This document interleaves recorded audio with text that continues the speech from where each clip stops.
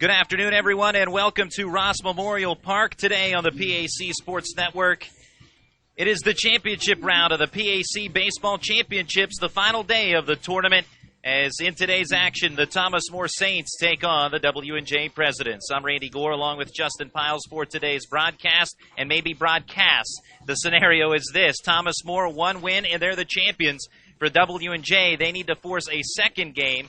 If their title hopes are to rely on that, they have to get a win in the first game and then hope for more good luck in the second game if the Presidents are as PAC champions. Well, this was Jeff Hetzer's plan going into the tournament. This is any coach's dream scenario, winning the first two games, getting to the championship round without a loss, meaning Thomas More has to be defeated twice by W&J. And when you talked to Jeff Hetzer before the game started, this was his plan, throwing Vic Newberry the first game, getting the win, being able to throw ace Logan Miller the second game, coming back down 6 runs against W&J to be here. Now they have at least one rematch with W&J. The Presidents, meanwhile, stacked with pitching.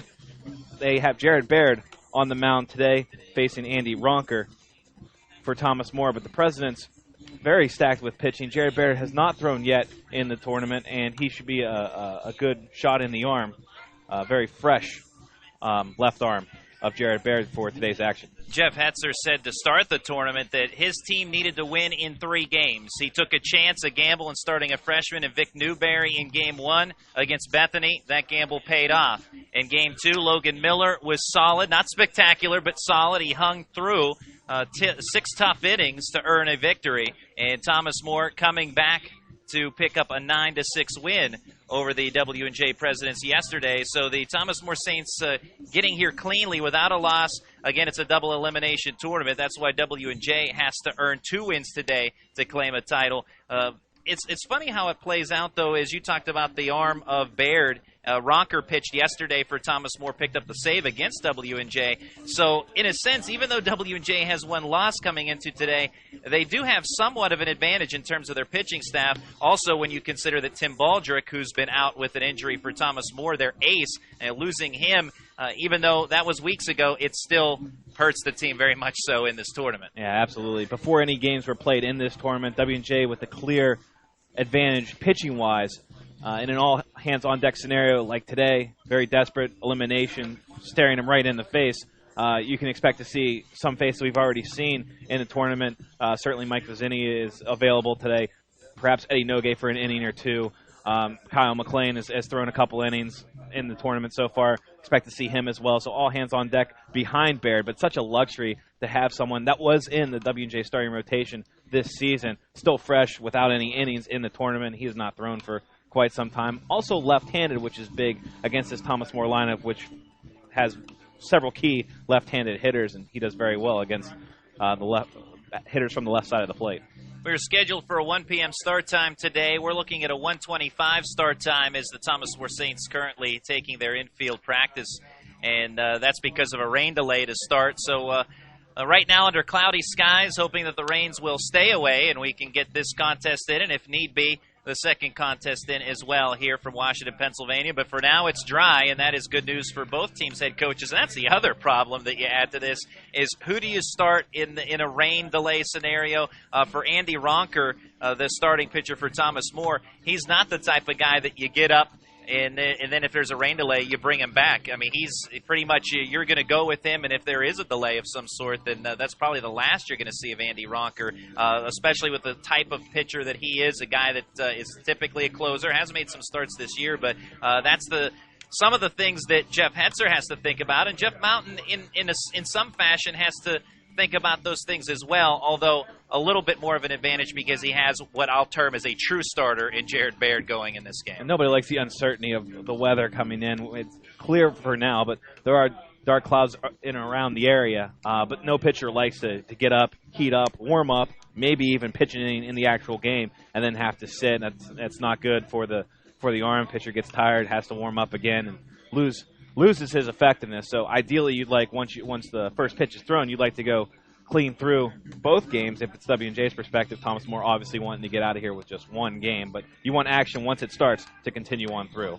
We had an opportunity before today's championships to talk with Jeff Mountain and Jeff Hetzer, the head coaches of the Presidents and Saints, and we're going to go to those interviews here in just a moment. As it's been a pleasure to be here at W&J for this tournament. Some good baseball along the way. We had a couple of very exciting games to start the day yesterday. W&J pounding Waynesburg in the nightcap of the triple-header as they emphatically advanced to the championship round in that third game. But it's been a lot of fun. Also a pleasure to talk with the head coaches along the way, as it was today in talking with Jeff Mountain and Jeff Hetzer of the Presidents and Saints. So with that said, time now to go to those interviews as we are approaching the third day of action in the PAC Baseball Tournament.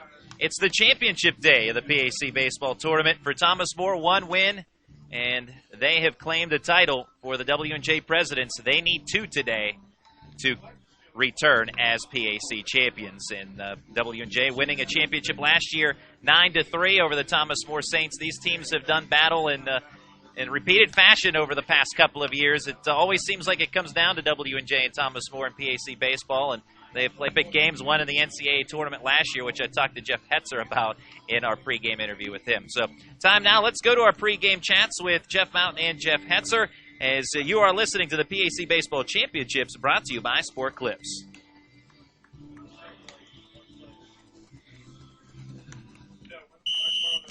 We're here at Sport Clips, the new just-for-guys haircutting place, to see what the buzz is about. How was it? Nice cut, nice price, professional stylist. Doesn't get any better than this. There's sports on TV at every chair. I got an awesome haircut, steam towel treatment, neck and shoulder massage. I went all the way! What are you waiting for? Sport Clips is now in your neighborhood. At Sport Clips, guys win. With 2 locations in Washington County, at the McMurray Shops in Peters Township and at Trinity Point in Washington.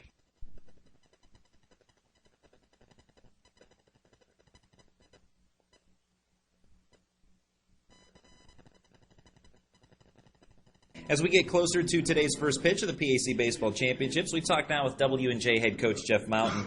Coach, your Presidents have taken the long route here to the final day of the PAC Baseball Tournament. Give us your take on how things have gone for your team to this point.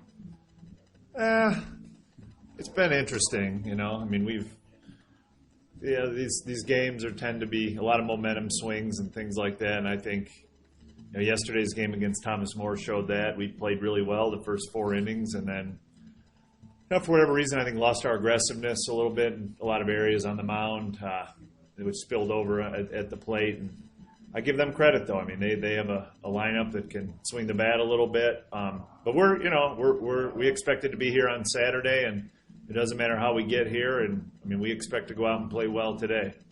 In day 2 of the tournament, a disappointing start with the loss to Thomas More, but your team rebounded in a big way, scoring 11 runs in the first inning en route to a 16-9 win over Waynesburg. How hungry was your group following the loss to Thomas More? Yeah, I think that night game can be difficult if you played that early game in the day. You know, it can go one of 2 ways. I mean, you'll feel sorry for yourselves and come out a little bit flat, or come out looking ahead to what might lie ahead. But I'm proud of the way our guys responded. They came out focused, they came out ready, they came out loose, and I don't know. I think we lost a little bit of our identity of what we are, and I think we just lost that a little bit against Thomas More for whatever reason yesterday. And I just try to tell them and preach them, however things go, we just want to go down swinging, we want to be aggressive, and we want to have a good mentality and be loose the whole time. In the 11-run first inning against Waynesburg, Ronnie Parrish hit 2 3-run homers. What can you say about his performance, and what kind of player has he been for you? Yeah, he's been a great guy for us for 4 years. A lot of guys in that class, when they came in, they kind of inherited a pretty good situation that we were a team that, like this year, graduated a lot of seniors the year before. And those guys got some opportunities to play early, took their lumps early. But he's been a steady guy. He's been a consistent guy. He's a fighter. I mean, he goes at it year-round. He works hard in the weight room. He does all the things you need to do in terms of preparing yourselves for a season. So, yeah, I'm not surprised to see him get some level of success. The all-time hits leader at W&J, Josh Stanish, hitting .538 for the tournament. What makes him such a good hitter and a good leader for your team? He's steady. He's consistent. He's gotten 1 million at-bats in his career, for 4 years. He's seen it all, ups, downs, whatever.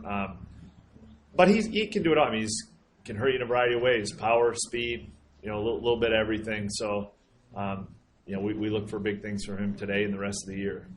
Parrish and Stanish, part of an outstanding senior class, which you touched on a little bit ago, that has been a large part of W&J's recent success.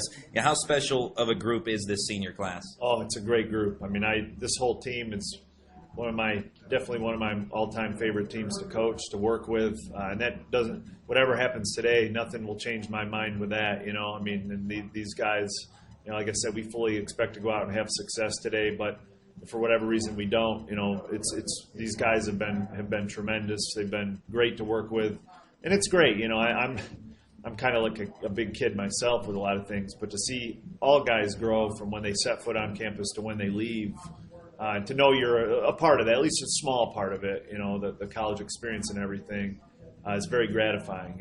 And these guys they all grow up a lot over the 4 years.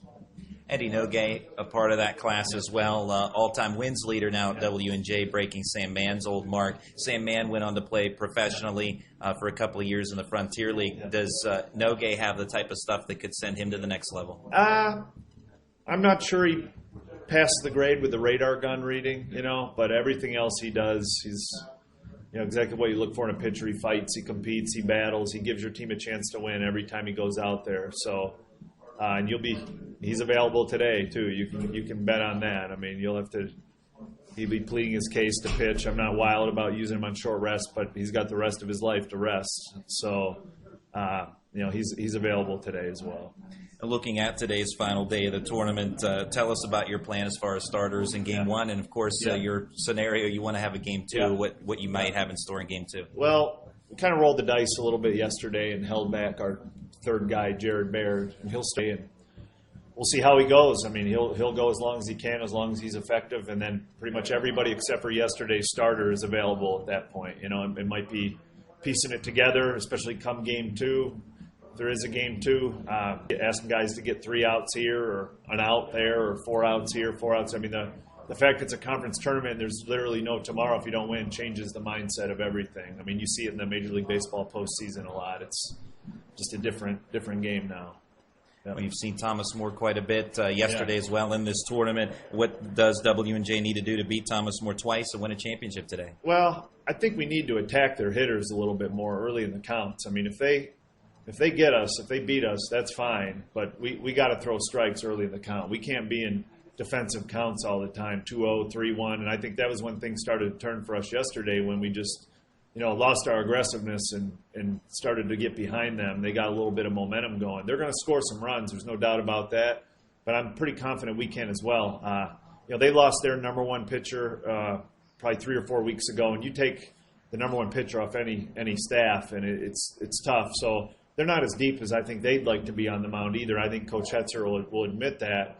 So we want to force their hand a little bit. Like I think we did in Game 1 yesterday. We put them in a tough spot where maybe they had to decide to take their starter out or leave him in or whatever, and they left him in, and he did a great job and put up zeros when they were scoring and getting back in the game. So I think if we can get into their bullpen, make them make some tough decisions, and get their leadoff guys out. I think we had 1 clean inning yesterday, and that's tough. As much baseball as we've played over the last couple of days, it'd be nice to not spend so much time out on the field playing defense. So if we can eliminate their big innings and eliminate our time on the field defensively, I think we'll be okay.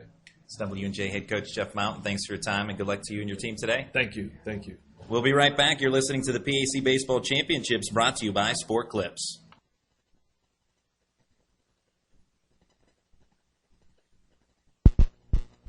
Visagroup, a multifaceted graphic designs company that has been producing great designs since 1999, offering creative services like branding, new media, illustration, exhibitions, advertising, direct mail, and annual reports. Everything Visagroup does is focused on producing outstanding design and service. For a design consultation, email Visagroup at info@visagroup.net. Good things come in small packages, and we do big things.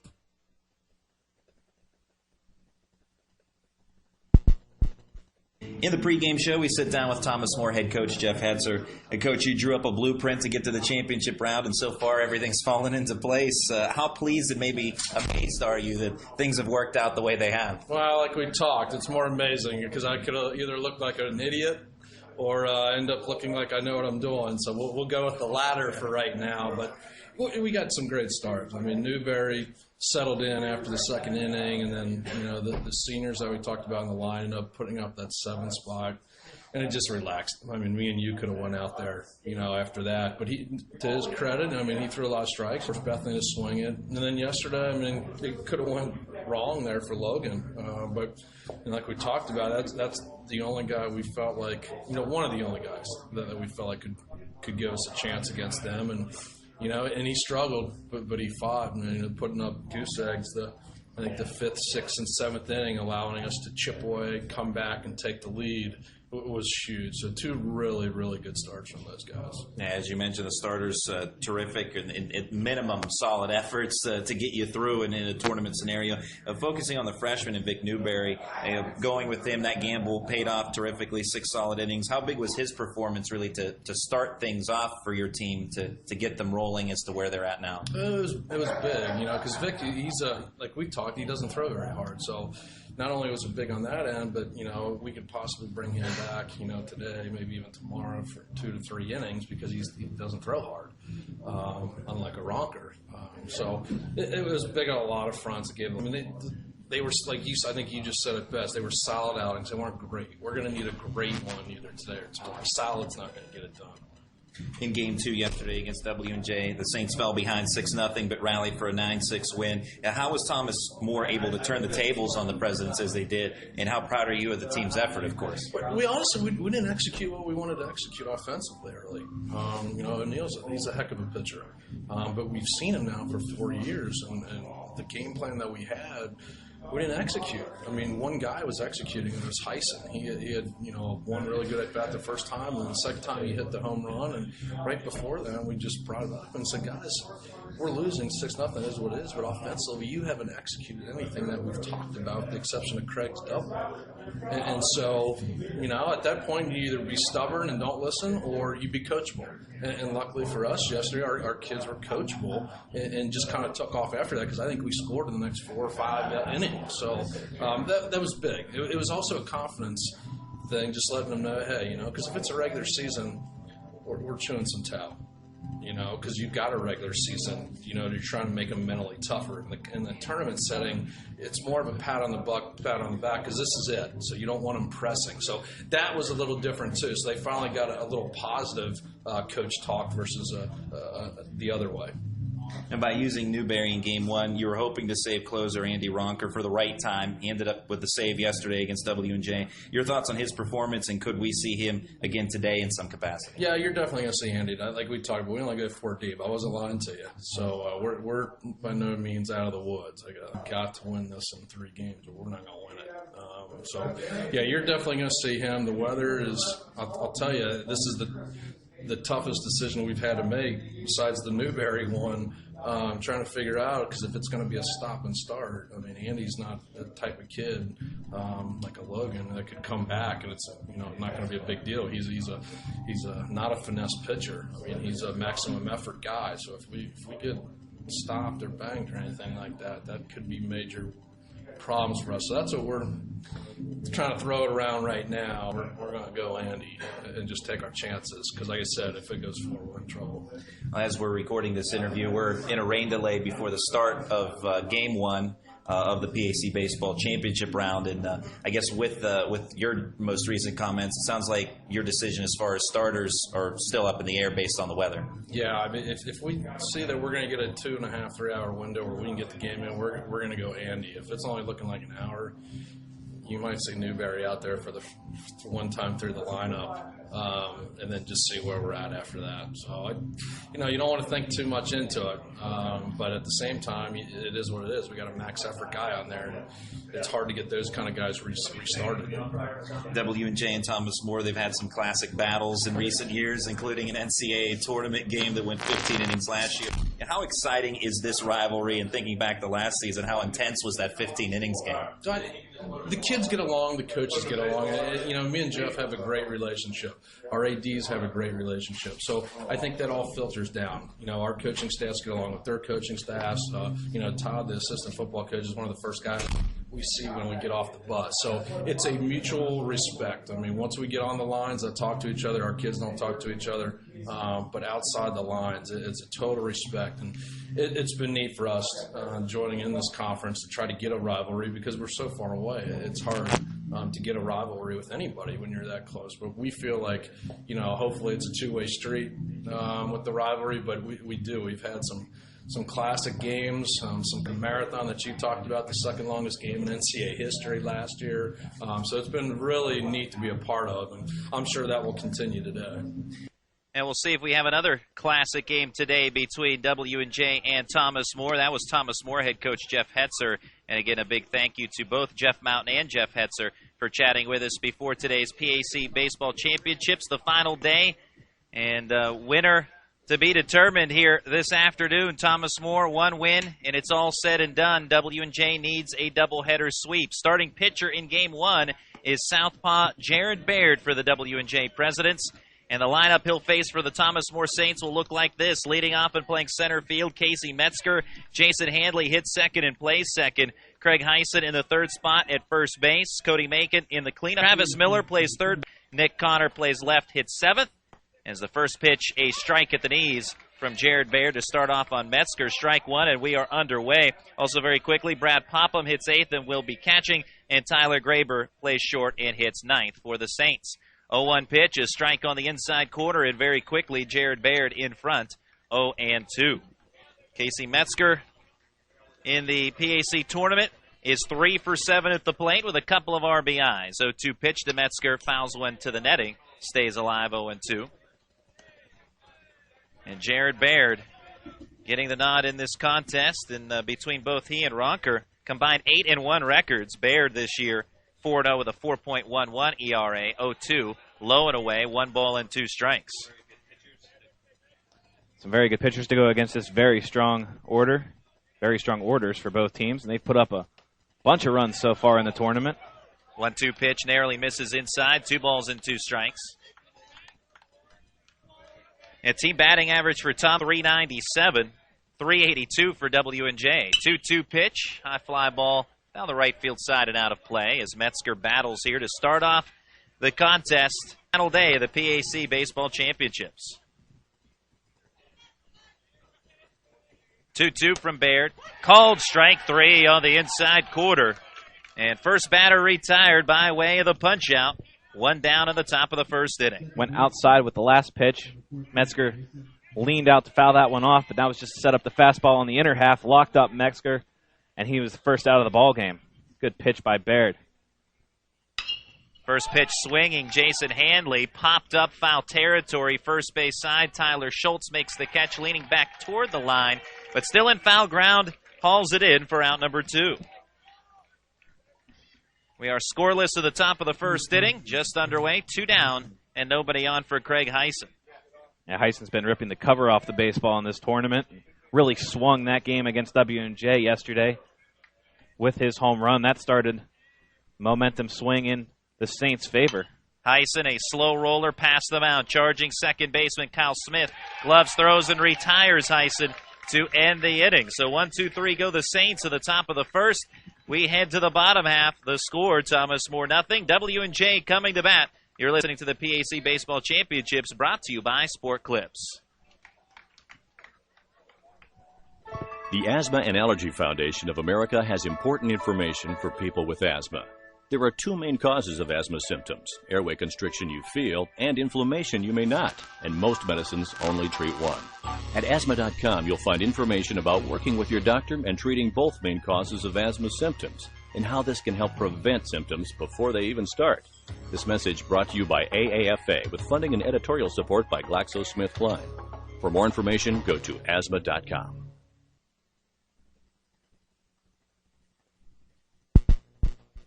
Mr. Big's Sports Grill and Tap Room, Washington's premier sports restaurant, offering an all-day lunch and dinner menu featuring a wide variety of items, including Mr. Big's platter, ribs, boneless wings, and shrimp. Stop in any of their 25 HD TVs or relax on the fully seated patio. Open 7 days a week from 11 a.m. till 2 a.m. with live entertainment every weekend. Located at 595 Racetrack Road off I-79 at exit 41, down from the Meadows. Mr. Big's. A very prompt 1-2-3 inning at the top of the first for W&J pitcher Jared Baird. Andy Ronker picked up the save in yesterday's 9-6 win over the Presidents that vaulted Thomas More into this championship round. The lineup that he'll face today from J, leading off and playing shortstop, Michael Ruffing. DJ Mahalski, the designated hitter, he'll bat second. We'll talk more about Mahalski as he comes to bat. Josh Stanish hits third. He'll play center field. Ronnie Parrish in the cleanup spot is catching. Nick Vento out in left field hits fifth. Kyle Smith in the sixth spot is at second base. Kyle McLean anchors the hot quarter at third, batting seventh. Hitting eighth is Tyler Schultz. He's at first base. And Derek McIlvain out in right field bats ninth for the W&J Presidents. Again, for W&J, it's Ruffing, Mahalski, Stanish, Parrish, Vento, Smith, Pulvain. Jared Baird did good work in the first inning. 1-2-3 inning on just 7 pitches. Now Andy Ronker's turn to try and match him. Again, dealing with a very potent lineup, and this lineup has been potent all tournament long. Ruffing's been the table setter, but it really hasn't mattered where the W&J batting order has started an inning. They just put up runs and continue to put up runs. Ronker 4-1 this season with a 1.29 ERA. Picked up his 6th save of the year yesterday against W&J with 2 scoreless innings, allowing just 1 hit. Ronker, the right-hander, delivers to Ruffing, and it's a strike on the outside part of the plate. Ruffing hitting .385 for the tournament, 5 hits in 13 at-bats, no homers, and 1 RBI. W&J uncharacteristically with a lot of home runs in this tournament. 0-1 fly ball to left, and basically staying put, well placed. Nick Connor makes the catch in left for out number 1. Ronker going exclusively from the stretch. Typically works out of the bullpen. You'll see that a lot from bullpen guys that work shorter outings, throwing from the stretch. And a little side saddle, too, on the mound. His front foot over towards first base when he comes to set position. But still effective. DJ Mahalski will make his first at-bat of the tournament. Has been dealing with some injury issues, but the very tough number 2 hitter back today for the Presidents. And he'll take up at the letters, ball 1 from Ronker. And he's an absolute pain to play against. Pitchers, he'll drive pitchers crazy, fouling off pitches, doing the little things, and really personifies this W&J order. 1-0. Breaking ball, a strike on the inner part of the plate. Very, very picky in terms of pitches that he'll swing at, especially early in the count. Likes to work the count. Very good situational hitter. Doesn't necessarily have a traditional 2-hitter look to him, but he does all the things that a number 2 hitter that you want in a number 2 hitter, and does them well. 1-1 outside, 2 balls and a strike. In the regular season, Mahalski, a .390 hitter, 30 hits and 77 at-bats with no homers and 21 RBIs. Also, very good at drawing hit batsmen, as he does right there. Well, right on cue. He's been hit by pitch 12 times this season, and now make it 13 as a pitch clips him on the left sleeve, and he is a 1-out base runner. He does a good job of getting hit by pitch and not wearing the pitch, just letting it graze him as it goes by. So minimal impact, but gets on base nonetheless. Get on base. That's Mahalski's job, and the number 2 hitter is aboard. And now it's Josh Stanish, the all-time hits leader for the W&J Presidents. And he looks at strike 1, something off speed that drops in the zone. Andy Ronker typically used the bullpen for Thomas More. Power-type pitcher for the Saints. 0-1. In the dirt, kicks away from catcher Popham, and on to second goes Mahalski, wild pitch. Alert base running as soon as that kicked away. Mahalski was on his horse. Cruises into second base. Stanish, another RBI opportunity here, and he hasn't let too many of these slip by in the tournament. Defensive alignment for Thomas More. Popham catching, Craig Heisen at first base, Jay Andley at second, Tyler Graber at short, Travis Miller at third. Outfield from left to right is Connor, Metzger, and Macon. Now the 1-1 from Ronker with a runner at second. Chopper over the mound. Second baseman Handley to his right. Fields it, throw to first, not in time. Stanish with his blazing speed beats that one out. Runners at the quarters. Scoreless game, but W&J threatening in the first. I think as a general rule, if the ball bounces more than twice in the infield with Stanish up the plate, it's a good bet to be a hit. That ball headed up the middle. Good job by Handley cutting it off so Mahalski could not round third base, but no chance to get Stanish at first. Runners on the corners now for the Presidents, and they're cooking something up here similar to the way they did yesterday with a big first inning against Waynesburg. Kind of a Similar scenario here. Ronnie Parrish up, 2 men on. W&J scored 11 runs in the top of the first last night against the Waynesburg Yellow Jackets en route to a 16-9 win. Ronnie Parrish takes in the dirt. Taking off for second is Stanish. Another wild pitch. Parrish in that first inning last night hit 2 3-run homers. That ball not kicking away from Popham. Excellent job keeping that in front of him, but no chance to get Stanish. Already talked about his speed.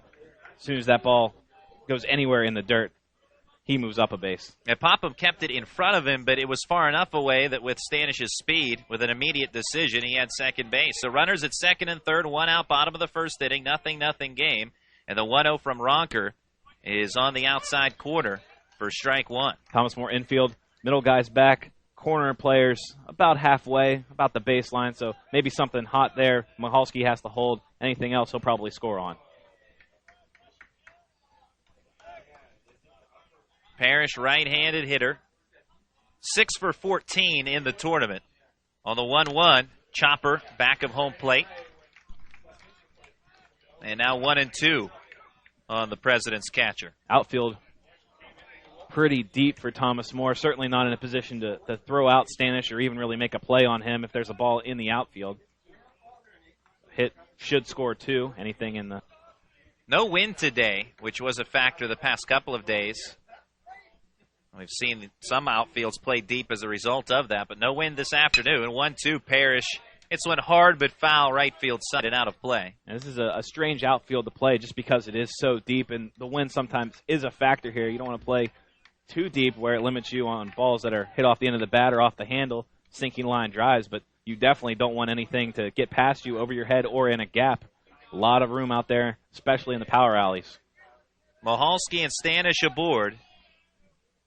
Ronnie Parrish at the dish on the 1-2 pitch. Parrish on a bounces one to Miller at third. He knocks it down, keeps it at his feet, and then has no play.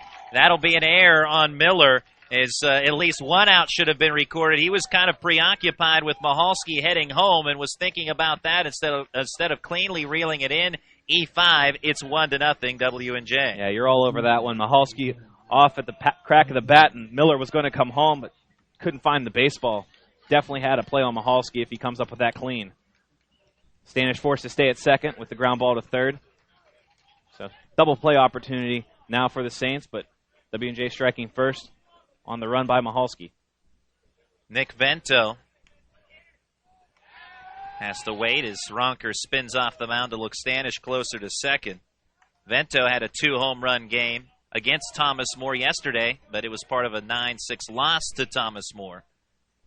W&J getting here to this championship round, this final day of the tournament, with a 14-4 win over Waynesburg and a 16-9 win over Waynesburg. Runners are off on the pitch. It's inside for a ball thrown to third on a hop and not gloved cleanly by Miller anyway. Double steal for Stanish, and Parrish has runners at second and third. Good pitch to run on breaking ball inner half of the plate. Popham had to catch the pitch, stayed inside, then navigated. It's really tough to do anything with that throw. Especially tough when you have a runner like Stanish stealing a base. 1-0 W. A one-hit batsman a part of the inning thus far. Double steal has 2 in scoring position for Nick Vento, who awaits the 1-0. Breaking ball, inside corner, 1-1. Similar pitch there. That one a little more bite to it.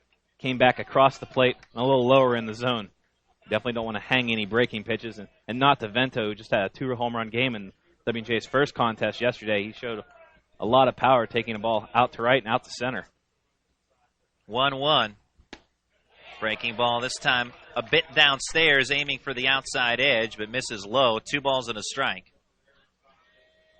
Thomas More getting here to the championship round with a 14-5 win over Bethany and the aforementioned 9-6 win over W&J. That game, W&J was up 6-0, but the Saints rallied back for the 3-run victory. 2-1 pitch to Vento. Ground ball. Left side of the infield. Moving in on it is shortstop Graber. Throw to first. Good pick at first base by Heisen to get the out there. It is an RBI ground out, however, for Nick Vento as it scores Stanish from third, and the Presidents advance their lead to 2-0. Staying put at second is Parrish. Well, that could have been disastrous if Heisen. Good job by his first baseman helping him out. First base is one of those positions where you kind of take for granted sometimes. But if you have a very good first baseman that can dig those balls in the dirt, it is a luxury. Kyle Smith, 5 for 15 of the tournament.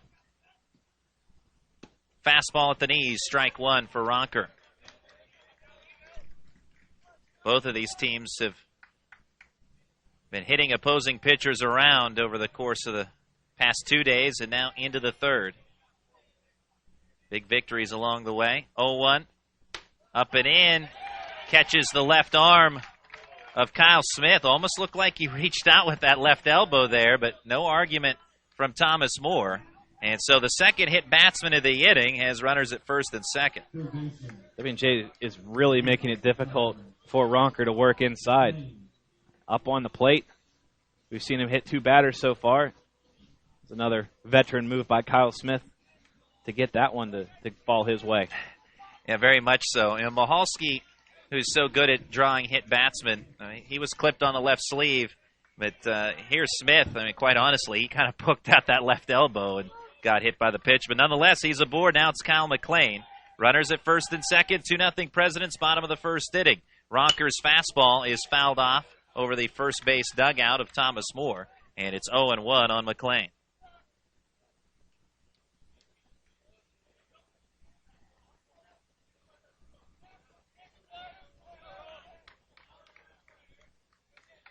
Ronker checking signs with catcher Brad Popham, now ready to go. As Justin mentioned, always deals from the stretch, but with 2 runners aboard, the 0-1 poked through the right side of the infield for a base hit. Waved around, throw from right field, making, and the tag put down. Popham does not get the out as Parrish somehow slides underneath the tag, and he has scored. It's 3-0 W&J. Bang, bang play, and that was the only place for him to go underneath the tag. I think the ball was there in time. Popham maybe just a tad slow, or Parrish able to get low and sneak under that tag. Throw was on the third base side of home plate, right where you want it. Popham put the tag down on Parrish as Jeff Hetzer comes out for a calm discussion with home plate umpire John Whitson. Our umpiring crew today at first base, Lou Kammermeyer, at second, Andy Dudonis, and Joe Romano at third. But it's Whitson who has heard from Jeff Hetzer after that play at the plate. It's now 3-0 W&J. A cannon by Macon, right on the money from right field. No hop, right in the glove of Popham. So RBI single for McLean. He moves to second on the throw, and Smith to third on the throw. Ronker now deals to Tyler Schultz, pitch low in the dirt.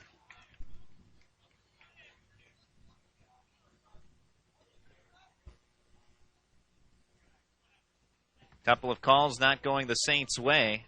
Hit batsman and the play at the plate. But that was, as you described, a bang-bang play, most certainly. As the 1-0, curveball strike on the outside corner. Yeah, ball and runner arrived basically simultaneously. If the tag is there, Parrish is probably out, but umpire saw it a different way. He's right on top of things. A great vantage point for John Whitson on that play. 1-1, and this one ripped to deep left field. Nick Connor ranging back, reaches up and makes a catch as he bumps into the fence. And that's a big play as it keeps W&J from adding on. They have scored 3 times in this inning. 3 runs on 2 hits, a hit batsman and error, and 2 left aboard. Score after 1. It's W&J 3, Thomas More nothing. You're listening to the PAC Baseball Championships, brought to you by Sport Clips. We're here at Sport Clips, the new just for guys haircutting place, to see what the buzz is about. How was it? Nice cut, nice price, professional stylist. Doesn't get any better than this. There's sports on TV at every chair. I got an awesome haircut, steam towel treatment, neck and shoulder massage. I went all the way. What are you waiting for? Sport Clips is now in your neighborhood. At Sport Clips, guys win. With 2 locations in Washington County, at the McMurray Shops in Peters Township and at Trinity Point in Washington.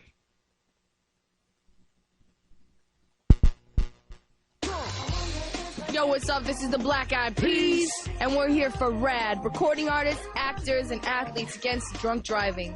Music is one of the most important things in our lives, but nothing's more important than life itself. So when you drink and drive, you're risking the life of yourself and the lives of everybody on the road. Don't plan to drive, just plan ahead. A public service message brought to you by the U.S. Department of Transportation, RAD, the National Association of Broadcasters, and the Ad Council.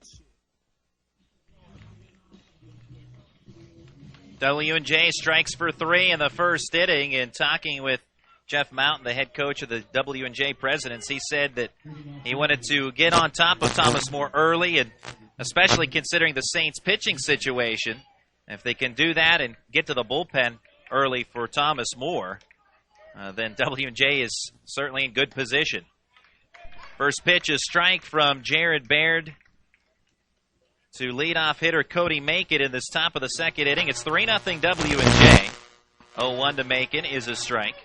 Well, to win this game, Thomas More is going to need a comeback, but we know how that's gone so far in the tournament. They're perfectly content with being down, although I don't know that they want to try being down by a 6-run deficit again. But 3 runs in the first for W&J.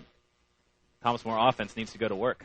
1-1 a strike, now 1-2. The delivery from Baird. Macon taps it foul.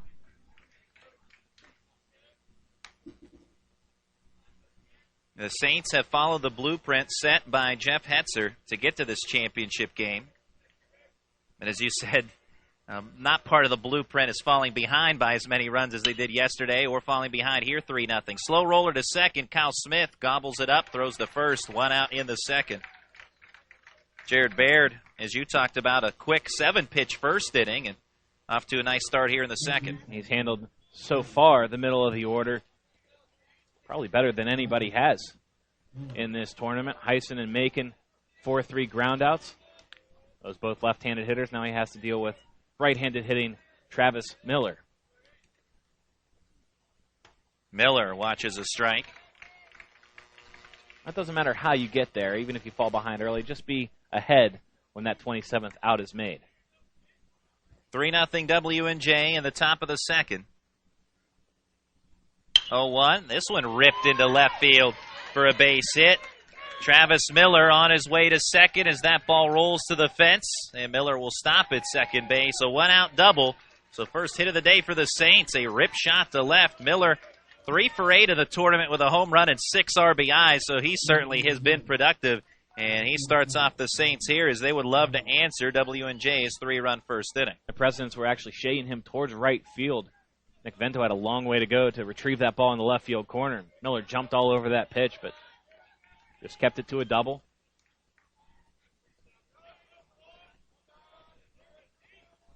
Donovan Pogue, the designated hitter for the Saints.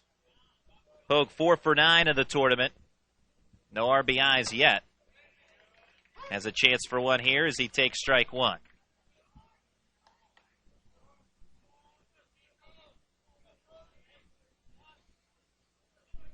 Jared Baird, the southpaw, checking over signs with Ronnie Parrish, now ready. From the stretch as he glances at Miller at second. 0-1 chopper, left side of the infield. Picked by McLean into his midsection. Throw to first. And it's out number 2. McLean was trying to pick it cleanly. It kind of came up on the heel of his glove, but was able to reel it in at his midsection and get the out of Pogue, 5-3. He picked that one with 2 hands. Had it in the glove, and as it started to roll up, stopped it with his bare hand. Excellent work. Had excellent defensive plays all tournament long. Has a strong arm over there at third base and likes to show it off, I think. He's had a couple of absolute guns that we've seen. Nick Connor watches a breaking ball for a strike. 2 outs, runner at second. 3-0 W&J. And 2 out base hits to score runs have been a big part of this tournament. Not just for these teams, for everyone involved. 0-1 low and away. 1 ball, 1 strike.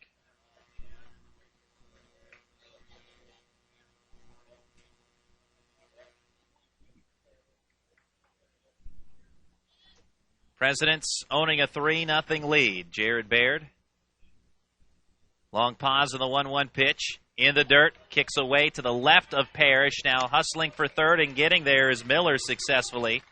Parrish, strong throw into third as he kept that ball up the third base line and made a play of it, but it's still a wild pitch. So Miller now 90 feet away for Nick Connor. Talking about defensive plays, Connor made a nice grab in left field to end the bottom of the first inning. Otherwise, the Presidents may really be off and running. Yeah, underrated play to end the inning. Sure, if that falls, it's 2 more runs, and the inning continues. 2-1 away for a ball. This outfield, tough to navigate, especially when you're going back and you're unfamiliar.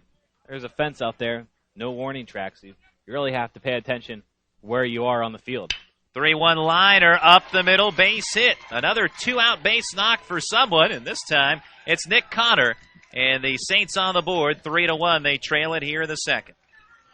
Well, that ball smoked back up the middle, little tail on it. Got all of it, and has the first RBI of the afternoon for the Saints.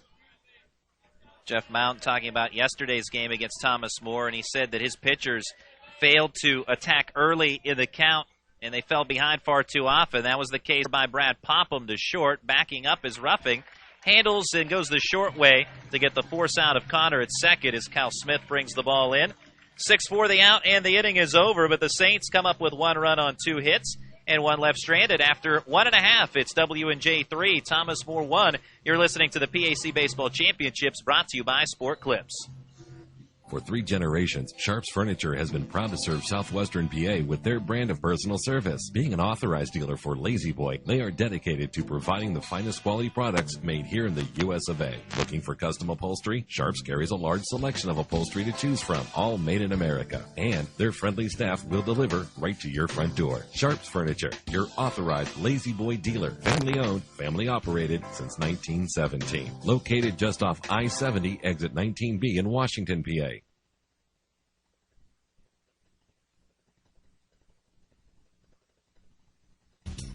When you are in need of fast, affordable, and professional voiceovers, contact TimeAd Productions.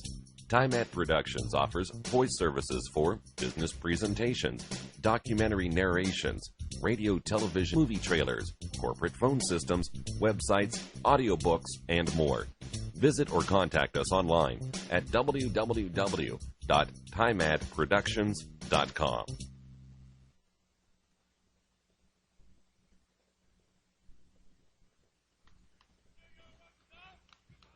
At Ross Memorial Park, the final day of the PAC Baseball Championships. Thomas More trailing 3-1 to the W&J Presidents as we move to the bottom of the second inning, but the Saints coming up with 1 in the top half. An RBI single with 2 outs by Nick Connor to score Travis Miller. Derek McIlvain. And this is part of the reason why you do that, because you essentially have 2 leadoff hitters, and now you have McIlvain starting off the second.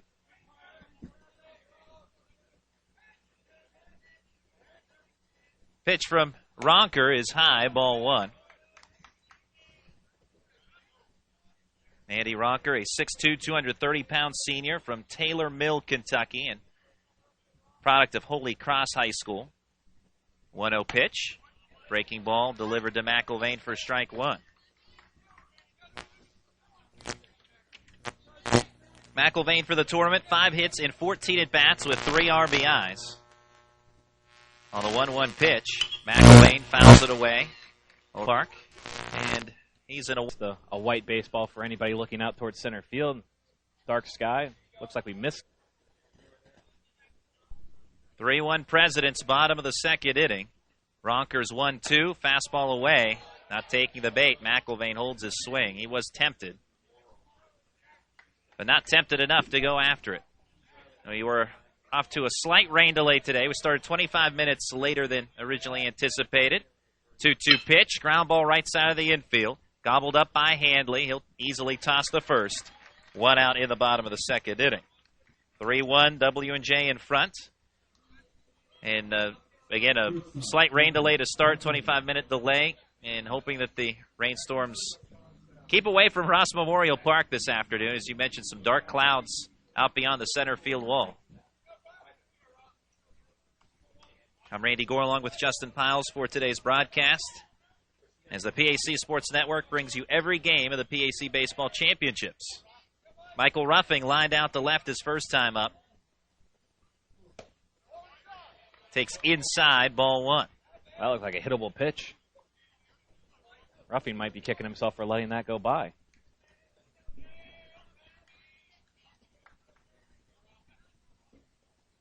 Ronker comes with a 1-0. It's outside, 2-0. Andy Ronker, as a junior, pitched in 27 innings for the Saints with an ERA of 3. And he has pitched from his freshman year on, fastball on the outside edge. He has been a regular out of the bullpen. Has made some starts along the way, and this year as well. That because of the injury to ace Tim Baldrick. Kind of forced him into that role. But Ronker, career totals coming into the tournament as he brings a pitch that just misses for a ball, now 3-1. 52 career appearance, 7 record with a 2.71 ERA and 10 saves. And worked 109 and 2/3 innings, 60 strikeouts, and 26 walks. 3-1. High fly ball to shallow left. In comes Nick Connor. Settles under it and hauls it in for out number 2. Nice routine out for Connor. 2-run lead for W&J. DJ Mahalski hit by a pitch and scored a run in the first. As we mentioned earlier, Mahalski battling through injuries this season, but he is in action. Fastball at the knees.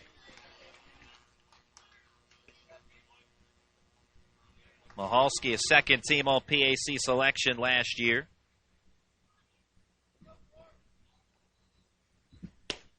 Fastball a bit low and outside. 1 ball and 1 strike. And as we discussed when Mahalski was up earlier, one of the toughest outs you'll find in the PAC. 1-1 breaking ball is low and away. 2 balls and 1 strike now. Yeah, he's perfectly content with taking a walk, getting hit. We saw that in his first at bat. Doing whatever it takes. A contributor, that's for sure, and a big-time contributor. 3-1 Presidents, 2-1 pitch. Mahalski, liner into left field, past the diving glove of third baseman Miller.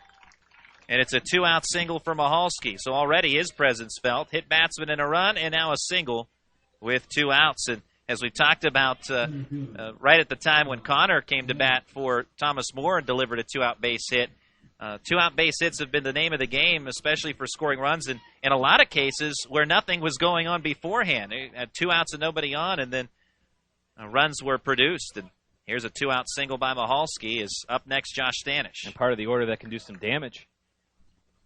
Ronker deals, breaking ball a strike on the outer third.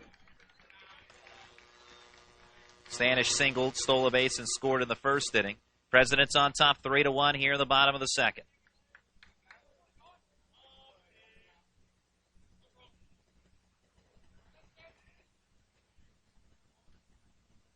Mahalski inching out his lead. Misses low. 1 ball, 1 strike.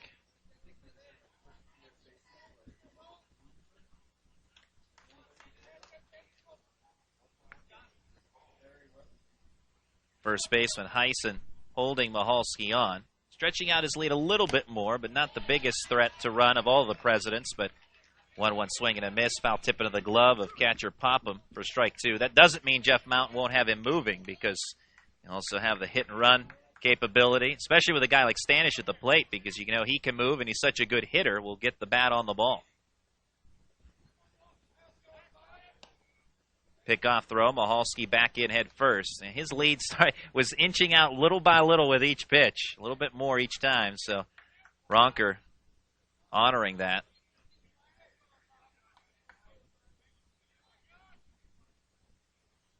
Stanish, left-handed hitter. And another pickoff throw. This time they get Mahalski. And that ends the inning. Pickoff 1-3 to end the frame. Mahalski still stretching out his lead when he was forced to game. So a 2-out single. Pickoff ends the inning. And the score after 2, it's W&J 3, Thomas More 1. You're listening to the PAC Baseball Championships, brought to you by Sport Clips. For 3 generations, Sharp's Furniture has been proud to serve southwestern PA with their brand of personal service. Being an authorized dealer for Lazy Boy, they are dedicated to providing the finest quality products made here in the U.S. of A. Looking for custom upholstery? Sharp's carries a large selection of upholstery to choose from, all made in America. And their friendly staff will deliver. Authorized Lazy Boy dealer, family-owned, family-operated since 1917. Located just off I-70, exit 19B in Washington, PA.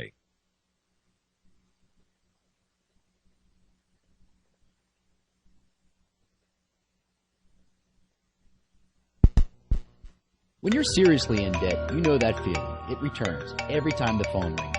Things are out of control. A job you were counting on didn't come through, or you got sick. No matter how it got to this point, your creditors don't care or understand. But I do. I'm attorney Dan Foster, Mr. Debt Buster. I'm not here to judge. I'm here to help. Call 877-673-3282 or visit MrDebtBuster.com. There is a way out, and I'll help get you there. Foster Law Offices is a debt relief agency helping people file for relief under the U.S. Bankruptcy Code. At Ross Memorial Park, it's 3-1 W&J over the Thomas More Saints. Glad to have you along on the PAC Sports Network. And for the third inning, we are joined by PAC Commissioner Joe Onderko as Jared Baird brings a pitch swung on and missed by Tyler Graber for strike one. Joe, welcome aboard. Thanks, Randy. Good to be here. Always a pleasure to chat with you during these championship events, whether it be basketball or today baseball. 0-1 fouled off and out of play. You had some decision-making today with the weather. Tell us about us here today. Well, it was a little hairy when we got here, no question.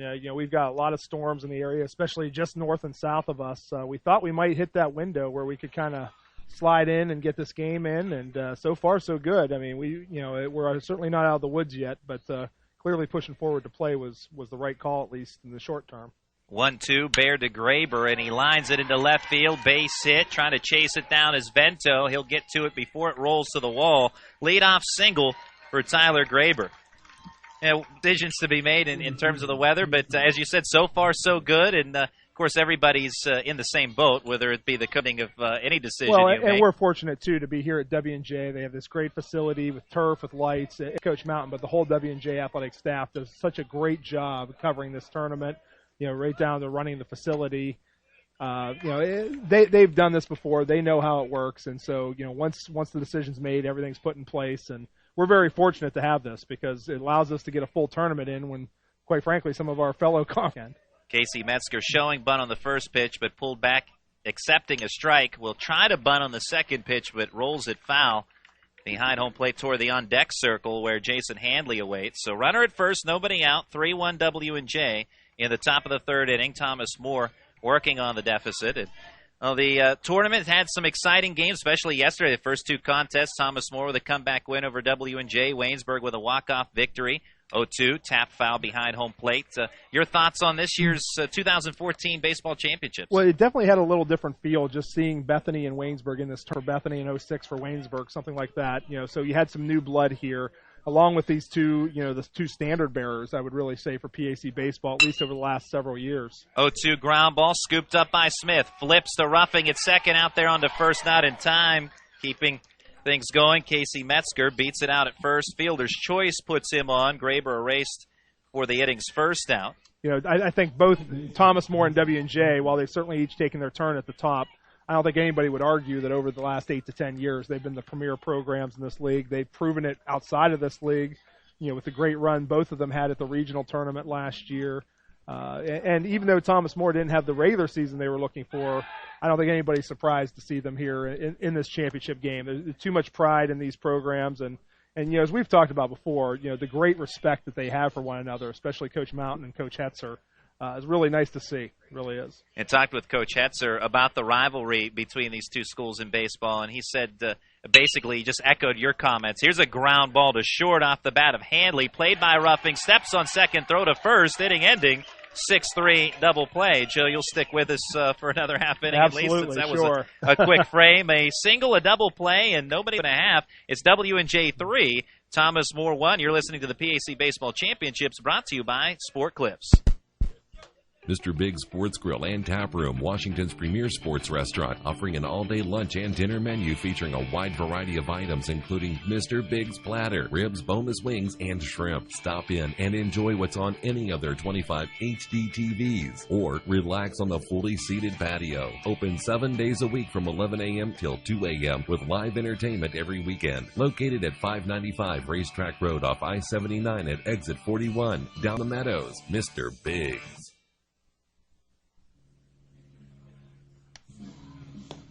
We head to the bottom of the third inning, 3-1 Presidents over the Thomas More Saints in the final day of the PAC Baseball Championships, and we're talking with John Derko, the PAC Commissioner, during this third inning. And nice to see Bethany and Waynesburg back in the tournament. As you mentioned, it's been a while since they've been in.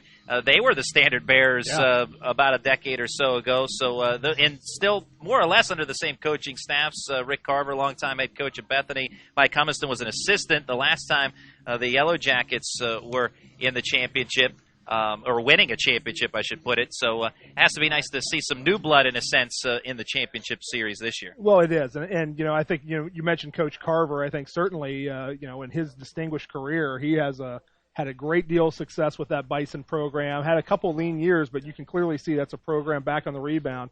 And I'm happy for Coach Humiston, especially at Waynesburg, just because that's a team that's been on the cusp the last 2-3 years of getting in this tournament, and just the last weekend just were usually the last team out. So I know how important it was for him to kind of get over that hump, get his team here that still be playing today to have more success. But two guys that take a great deal of pride in their programs, and absolutely, it was great to see both of them here in Washington this weekend.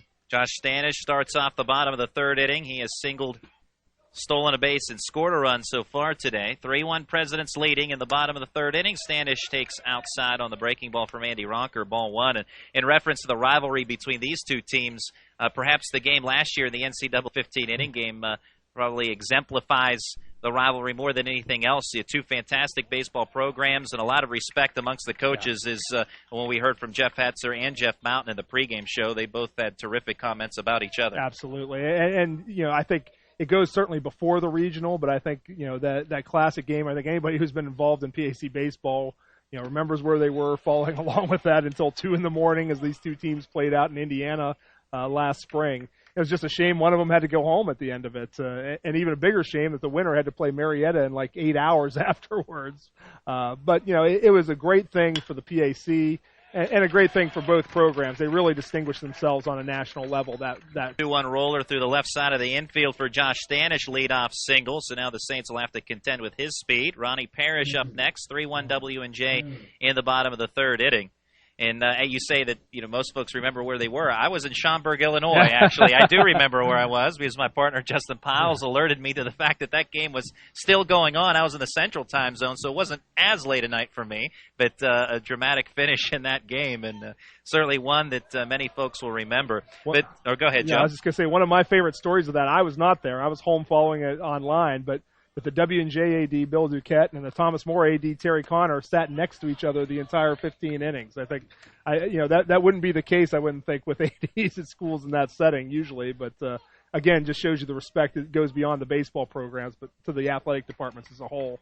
Fastball inside to Ronnie Parrish, 1-0. Andy Ronker with a runner at first and nobody out, and a quick toss to first. Stanish back in safely. Ronker picked off DJ Mahalski to end the second. Right now trying to honor the speed of Stanish. And, PAC baseball, another great year in 2014, but not the only sport, of course, in the spring, and the only team having success. Thomas More, their softball program, NCAA tournament. Yeah, we were very fortunate this year to get 2 teams in the NCAA softball tournament. There's so much parity in PAC softball.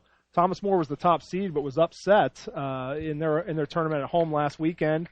W&J came out of the losers bracket to win 4 straight games, knock off Geneva twice in the championship. Still got an at-large bid.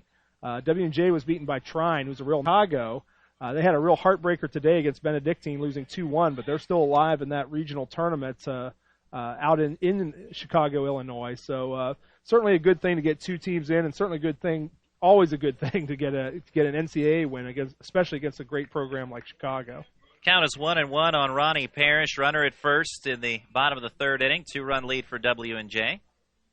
Presidents hoping to force a second game this afternoon. Saints want to win it here in game one. 1-1 liner to center to his right. Casey Metzger makes the catch. 1 out. Parrish retired. That'll bring up Nick Vento. The 2013-2014 school year and athletic year in the President's Athletic Conference. Your thoughts, year in review? Well, it's been another just tremendous season. I think I go back to football and the great battle we had, W&J coming out on top. Women's basketball, Thomas More winning not only the league, but really a national title contender until Sydney Moss got hurt. Her winning National Player of the Year was tremendous. Some of the sports that don't get the publicity, swimming, wrestling. We had 3 wrestlers finish in the top 3 in the country this year. That was a first ever for us. And, and we're still going, Randy. We've got, as we get into next week, not just the baseball regional, but we'll have the St. Vincent men and the Grove City women's golf teams competing at the NCAA championships. We just had Grove City men and Westminster women compete in tennis this week. And then, of course, we still got outdoor track championships coming up as well. Runner on the move, ground ball on a 1-0 pitch to show to first because Stanish was running on the play. The out of Vento goes 6-3. 2 down in the inning. Stanish in scoring position for Kyle Smith. President's up by a pair. And I understand some new things on the horizon in the President's Athletic Conference. Yeah, we're pretty excited. We're going to be announcing. We haven't even really put the announcement out yet, but we're really excited to let folks know that this fall we're going to be holding the PAC Soccer Championships down at Highmark Stadium in Pittsburgh. That will be a first for us to take that to a kind of a neutral venue and take advantage of having a great new professional soccer stadium in Pittsburgh.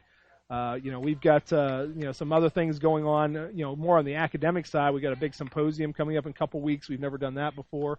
And we're always looking for different ways that we can make the student-athlete experience better and really improve things both academically and athletically throughout the conference.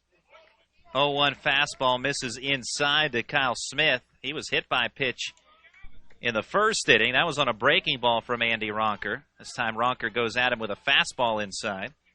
Stanish at second, Smith at the plate, 2 outs, bottom of the third inning. President's leading 3-1. Ronker's one pitch, ground ball towards second base, sliding effort made by Handley. He'll pick up the ball first, but uncorks a wild throw over to third into the W&J dugout, and Stanish scores. Boy, it certainly looked like if he makes a good throw there, he had him too, Randy, because Stanish had taken a huge turn around third.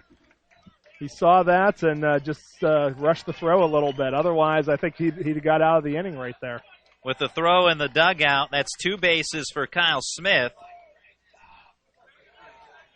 But getting back to some of the other things from this year, we had we have some new sports coming in. Indoor track and field at Youngstown State was a huge success. That'll be an official sport in the PAC in 2014-15.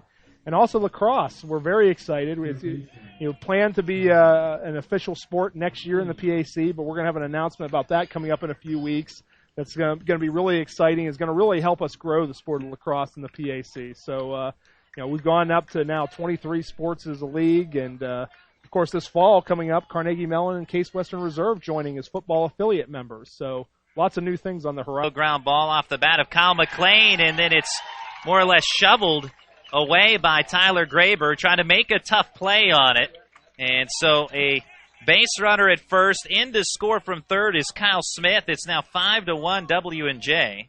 Yeah, that would have been an incredible play to make that. Just a real slow roller. Only chance is to try to pick it clean and just couldn't quite come up with it. So infield single for McLean, and that's an RBI single as well. Also backing up on the Kyle Smith reaching of base. That was a single and then a 2-base error on the throw into the dugout that allowed him to third, because that would have been an infield single. Handley was not going to have a play out. Was trying to get it out of Stanish, but dugout. So now 5-1 Presidents with McLean at first. Andy Ronker trying to get the final out of this frame. He'll deal to Tyler Schultz next. Yeah, football coming up, as you mentioned, Case Western and Carnegie Mellon coming in this year, or in the fall of 2014. How excited is the conference to have those? It's going to be different. I'll tell you what. 2 former PAC members, and Case being a charter member of the PAC. A lot of folks don't know that. Back in 1955, so great to bring them back home. We're going to an unbalanced schedule for the first time, and that's going to be different for us. We've never been in a position like this. We're still going to play an 8-game conference schedule. You're going to see in week 2, some of the PAC teams are going to be playing against each other in a game that won't count in the league standings. It'll kind of be treated as a non-conference game, but potentially could be used as a tiebreaker if we'd end up with two teams tied at the end. Different world, and I think we're excited to get going, but certainly want to. It's going to be new ground for all of us. Runner off on the 0-1 pitch and throwing to second gets McLean, and that ends the inning. The Presidents score 2 runs on 3 hits, nobody left on. John Derrico, a pleasure to have you on. Thank you so much. Thank you, Randy, and thanks to you and Justin. Another great job covering the PAC this year. We're thrilled to have you and really appreciate all you guys do. No, we appreciate the kind words and our relationship with the conference as well. Thank you much, John Derrico, PAC Commissioner. The score after 3 innings, it is W&J 5, Thomas More 1. You are listening to the PAC Baseball Championships, brought to you by Sport Clips. We're here at Sport Clips, the new just-for-guys haircutting place, to see what the buzz is about. How was it? Nice cut, nice price, professional stylist. Doesn't get any better than this. There's sports on TV at every chair. I got an awesome haircut, steam towel treatment, neck and shoulder massage. I went all the way! What are you waiting for? Sport Clips is neighborhood. At Sport Clips, guys win. With 2 locations in Washington County, at the McMurray Shops in Peters Township.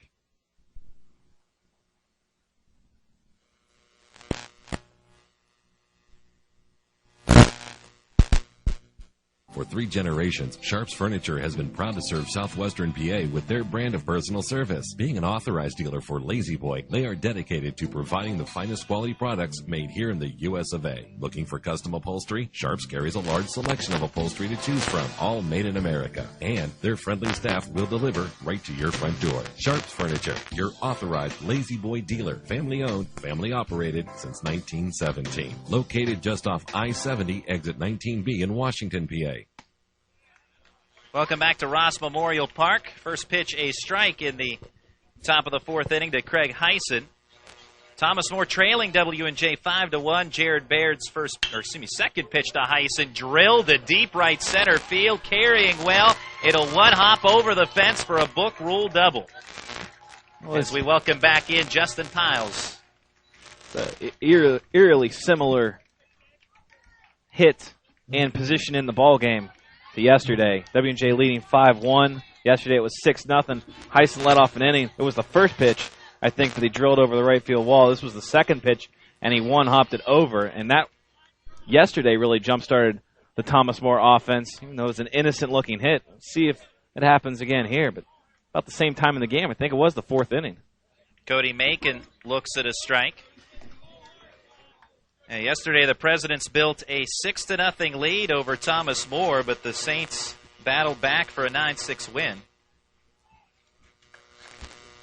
Baird, and this one, a screamer on the ground through the right side of the infield, held up at third is Hyson. So here come the Saints, middle part of the batting order, trying to answer back.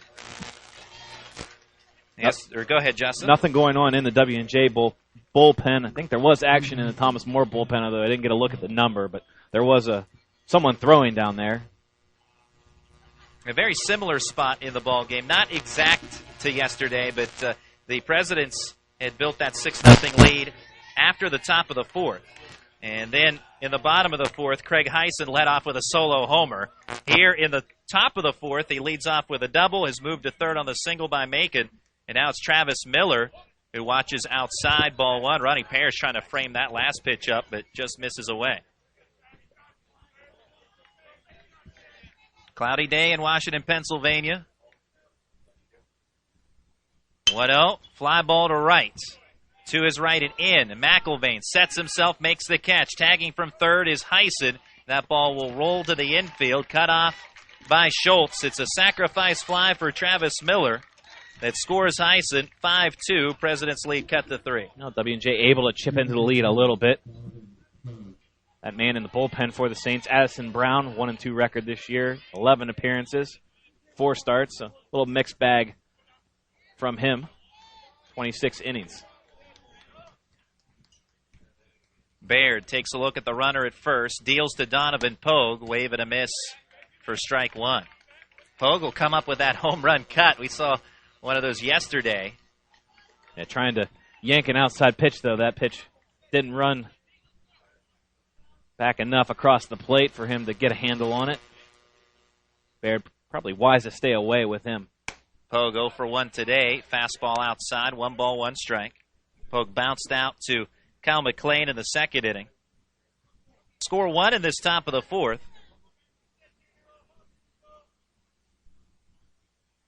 Baird's 1-1. Low it in toward the feet of Pogue, right-handed hitting DH.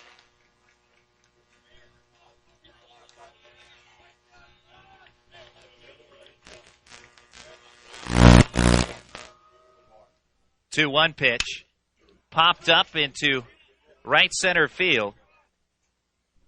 And in to make the catch is Josh Stanish. 2 away in the inning.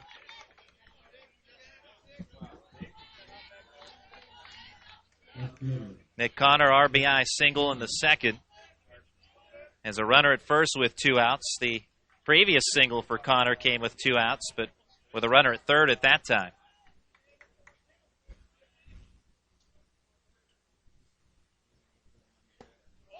Breaking ball outside, ball 1. Sweeping across the zone. Ended up a little bit low, maybe off the plate. Parrish had to reach for that one a little bit.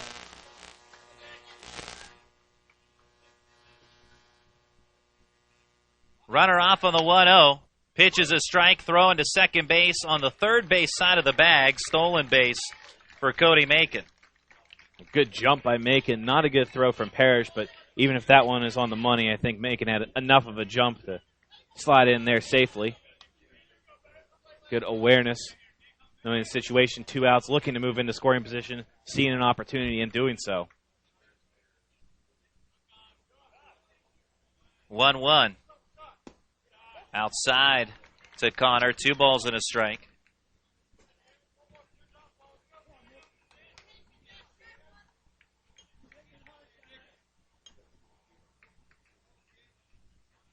Next pitch. Check swing, but it drops in the zone. Good off-speed pitch from Jared Baird. 5-2 W&J. Connor seeing a healthy diet of breaking pitches here. Lefty on lefty matchup. Baird starting across the plate, sweeping it across the zone. 2-2 and a cue ball foul. Barely able to get the end of the bat on it. 2-strike approach. Connor shorten up the swing, just try and get a bat on it, foul it off. If it's close, that's exactly what he did there. 2 balls, 2 strikes, 2 outs. 5-2 Presidents with a runner at second. Pitches away to Connor, left-handed hitter for ball 3.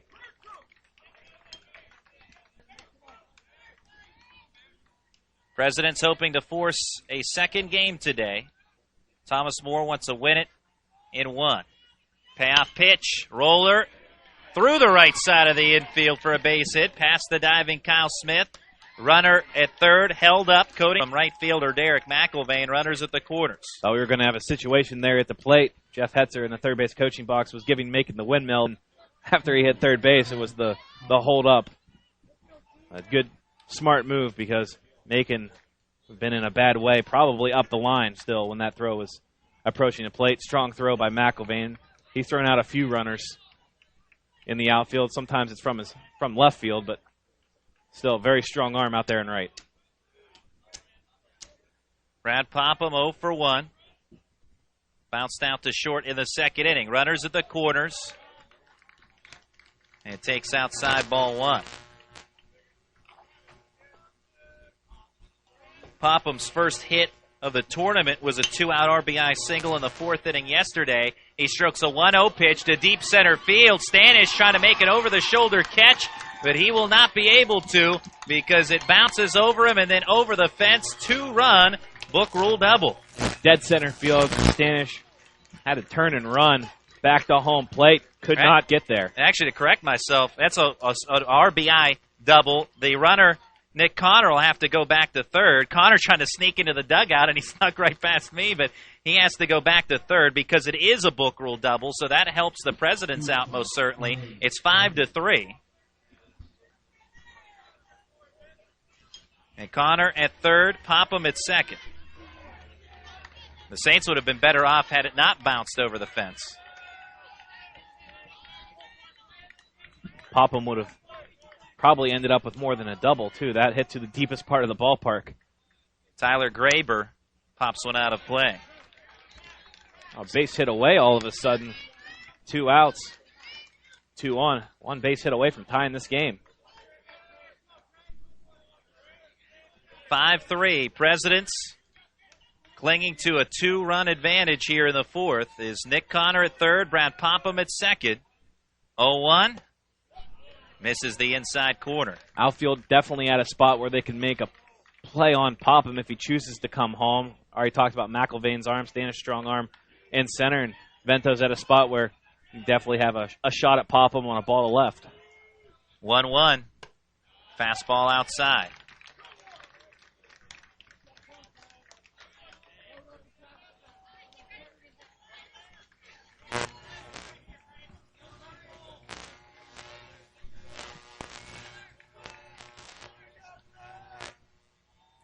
Two one. Strike at the knees. 2 balls, 2 strikes, 2 outs, 2-run lead for W&J, and 2 runners in scoring position.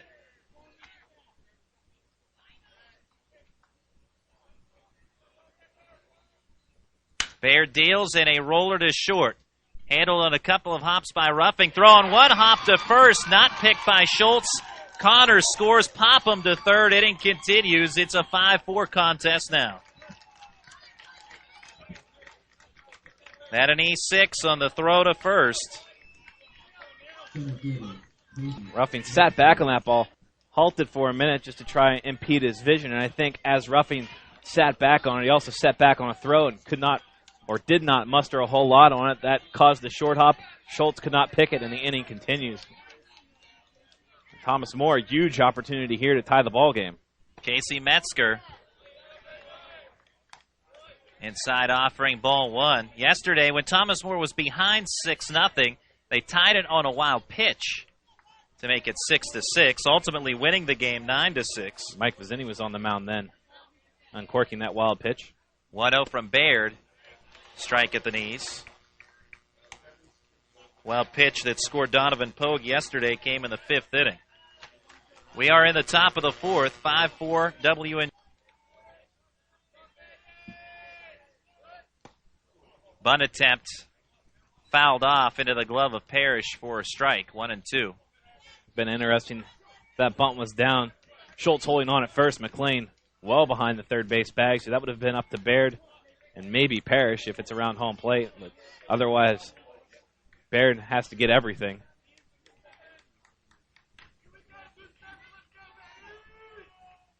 1-2. Swing and a miss for strike 3. That ends the inning.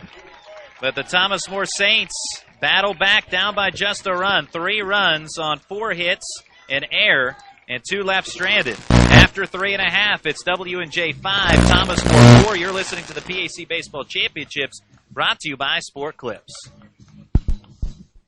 Disability affects the lives of over 29,000 people in Fayette, Washington, and Greene counties. Tri-County Patriots for Independent Living are people with and without disabilities working to meet those needs in the community. The success of Triple comes from the commitment of a dedicated board of directors, its members, and volunteers. To continue to improve services, Triple is renovating the historical YWCA building located at 42 West Maiden Street in Washington. This will allow for an assistive internet cafe, increased veteran services, and transportation and wellness to provide skills to help with independent living. Your help and feedback are appreciated. And if you seek assistance, we're here to help. Call us at 1-877-889-0965. That number, 877-889-0965. Or visit us online at triple.com and on Facebook.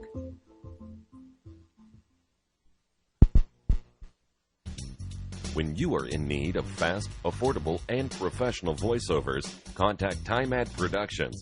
TimeAd Productions offers voice services for business presentations, documentary narrations, radio, television, imaging, and commercials, movie trailers, corporate phone systems, websites, audiobooks, and more. Visit or contact us online at www.timeadproductions.com.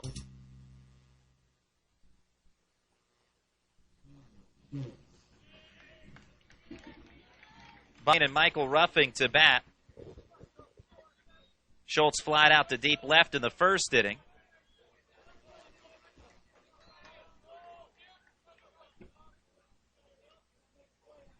Andy Ronker, today's starter for the Thomas More Saints. Ground ball on the first pitch by Schultz to short. Graber handles, throws, and retires Schultz. 1 pitch, 1 out in the bottom of the 4th inning.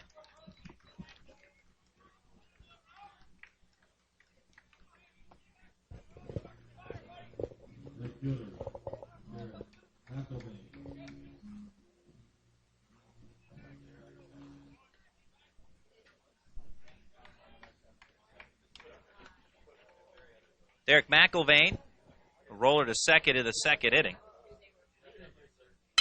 And McIlvain, a liner to left. Moving to his left, Nick Connor makes the catch. 2 pitches and 2 outs now. That's efficiency. Very much so. Andy Ronker throwing a lot of pitches in the first 3 innings. He's given up 6 hits to W&J and 5 runs. President's leading 5-4. 5 runs on 6 hits and 1 error for W&J. 4 runs on 7 hits and 2 errors for Thomas More.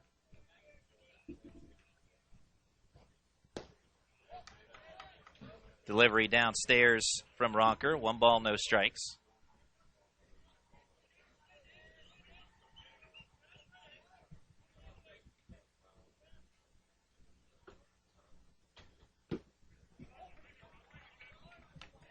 One 0. Misses for ball 2. Michael Ruffing 0 for 2 today. Lined out to left in the first. More of a lazy fly out in the second to left. Now Thomas More, after putting up a 3-spot in the top of the 4th, they'd love nothing more than a quick 1-2-3 inning here from Ronker. 2-0, a strike. That's more or less what they received as well in their comeback effort and successful comeback bid yesterday against W&J, as it was starter Logan Miller, who was hit around in the early going, but buckled down enough to keep his team in it, putting up zeros. Here's a strike from Ronker, 2-2. Putting up zeros in the middle innings and hanging tough in a solid 6-inning outing. Wasn't spectacular, but good enough to get the win, and that's all Jeff Hetzer wanted. 5-4 W&J. 2-2 pitch with 2 outs. Fouled off over the third base dugout area.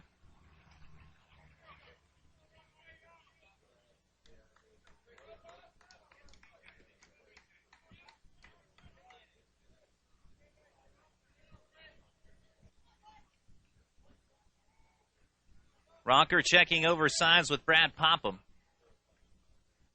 And brings a 2-2 in on the hands, fouled off the body of Michael Ruffing. Ruffing will walk that one off as Jeff Mountain will retrieve the foul baseball down the third base line for home plate umpire John Whitson. Whitson will brush off that baseball and put it back in his bag. Use that one later.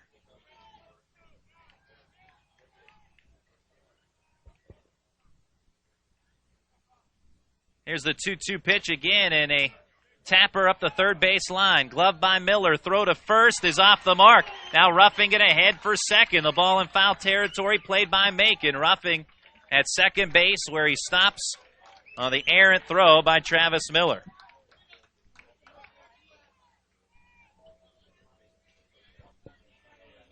Well, we've seen both teams with defensive miscues and both teams taking advantage of the defensive miscues, able to score runs as these innings continue. An opportunity again here, Ruffing going to second on that with 2 outs. And Mahalski heading to the dish.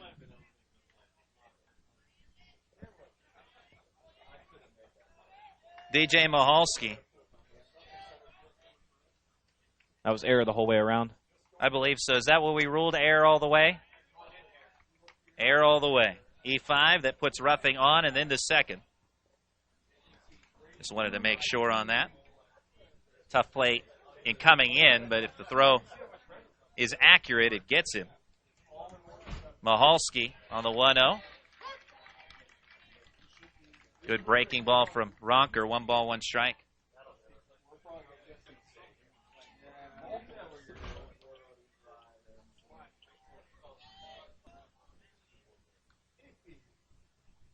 Here's the 1-1, and Mahalski hangs it high to left center, but Plenty of time for Metzger to camp under it, haul it in for out number 3. An error, one left stranded after 4 innings. It's W&J 5, Thomas More 4. You're listening to the PAC Baseball Championships, brought to you by Sport Clips. Visit Group, a multifaceted graphic designs company that has been producing great designs since 1999, offering creative services like branding, new media, illustration, exhibitions, advertising, direct mail, and annual reports. Everything Visit Group does is focused on producing outstanding design and service. For a design consultation, email Visit Group at info@visitgroup.net. Good things come in small packages, and we do big things. When you're seriously in debt, you know that feeling. It returns every time the phone rings. Things are out of control. A job you were counting on didn't come through, or you got sick. No matter how it got to this point, your creditors don't care or understand.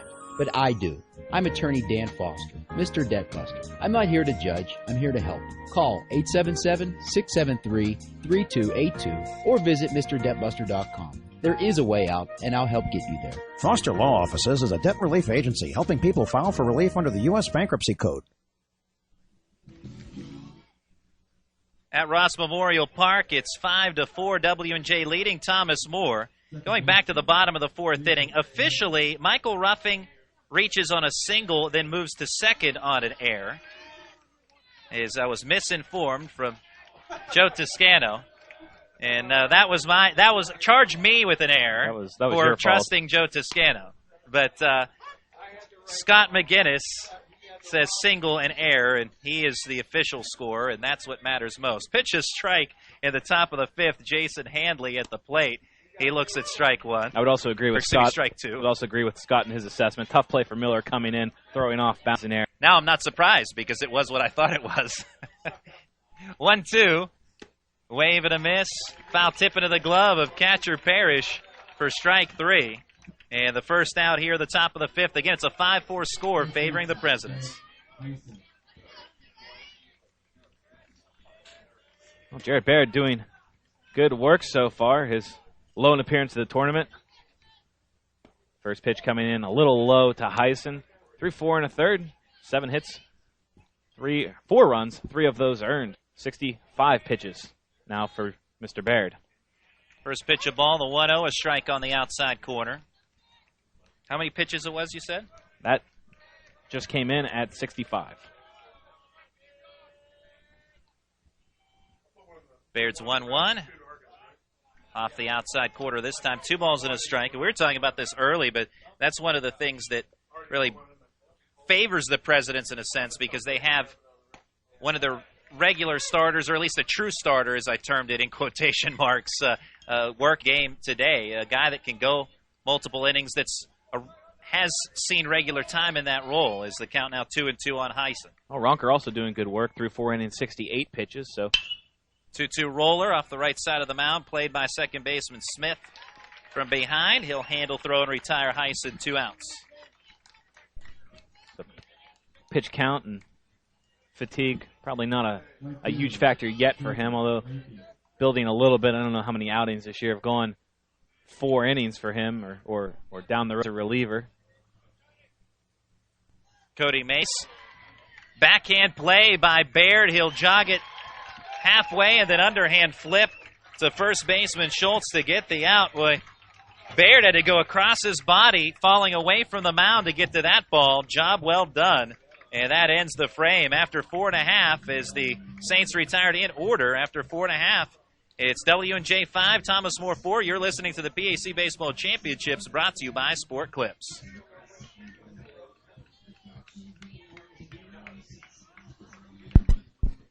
Mr. Big's Sports Grill and Tap Room, Washington's premier sports restaurant, offering an all-day lunch and dinner menu featuring a wide variety of items, including Mr. Big's Platter, ribs, boneless wings, and shrimp. Stop in and enjoy what's on any of their 25 HD TVs, or relax on the fully seated patio. Open 7 days a week from 11 a.m. till 2 a.m. with live entertainment every weekend. Located at 595 Racetrack Road off I-79 at exit 41, down from the Meadows. Mr. Big's.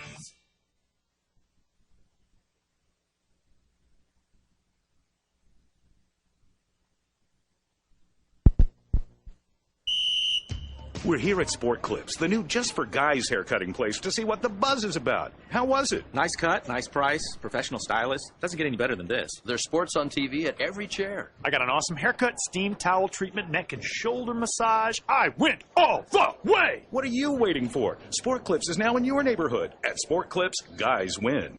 With 2 locations in Washington County, at the McMurray Shops in Peters Township and at Trinity Point in Washington.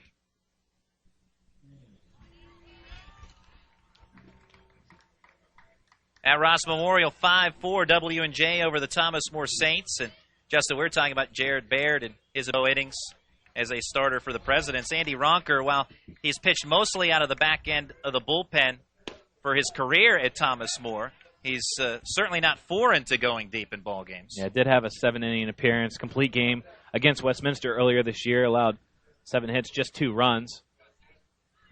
Good work in that game. Really limited Westminster in their opportunities. W&J already with 7 hits in this game.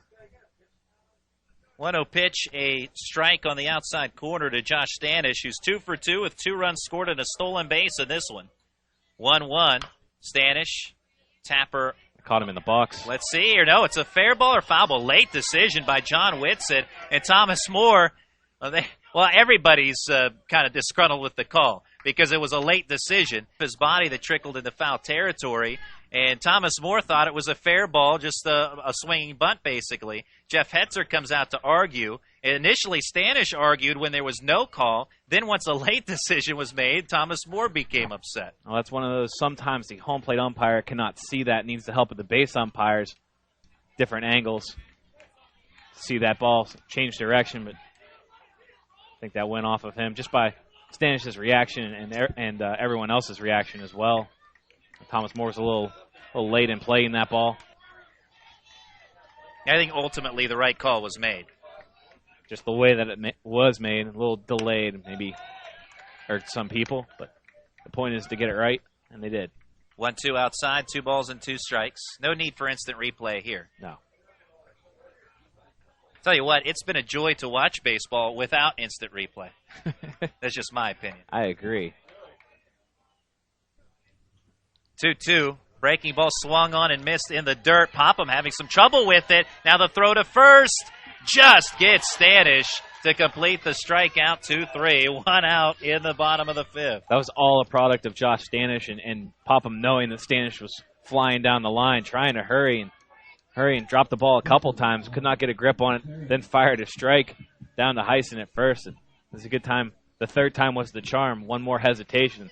Stanish would have been aboard with just his speed, almost creating a base runner for W&J. Ronnie Parrish, 0 for 2, reached on an error in the first. Lined out in the third.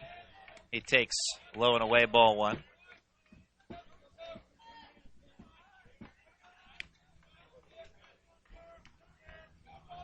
(5-4) W&J.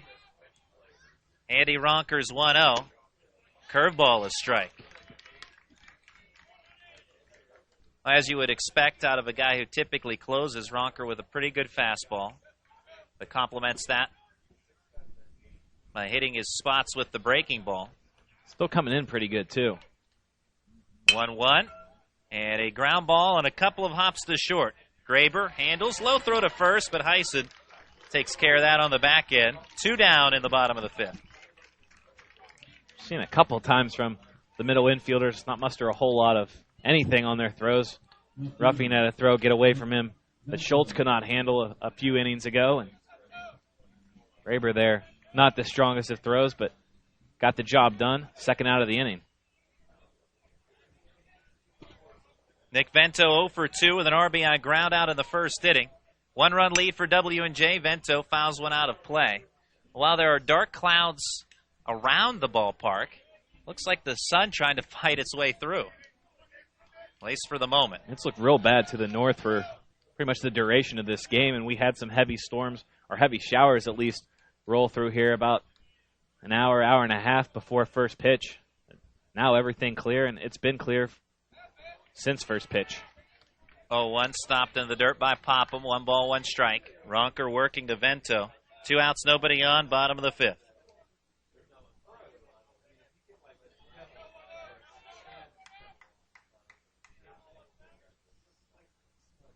1-1, and a bounding ball to first, played by Heisen. He'll come in a few steps, then step on the bag as he kind of spun around to take care of that out. First base unassisted, retires Vento. And 1-2-3 go the Presidents. A couple of goose eggs on the board for Ronker in the 4th and 5th innings. As Thomas More battling back. The score after 5, it's W&J 5, Thomas More 4. You're listening to the PAC Baseball Championships, brought to you by Sport Clips. Disability affects the lives of over 29,000 people in Fayette, Washington, and Greene counties. Tri-County Patriots for Independent Living are people with and without disabilities working to meet those needs in the community. The success of Triple comes from the commitment of a dedicated board of directors, its members, and volunteers. To continue to improve services, Triple is renovating the historical YWCA building located at 42 West Maiden Street in Washington. This will allow for an assistive internet cafe, increased veteran services, and transportation and wellness to provide skills to help with independent living. Your help and feedback are appreciated, and if you seek assistance, we're here to help. Call us at 1-877-889-0965. That number, 877-889-0965. Or visit us online at triple.com and on Facebook.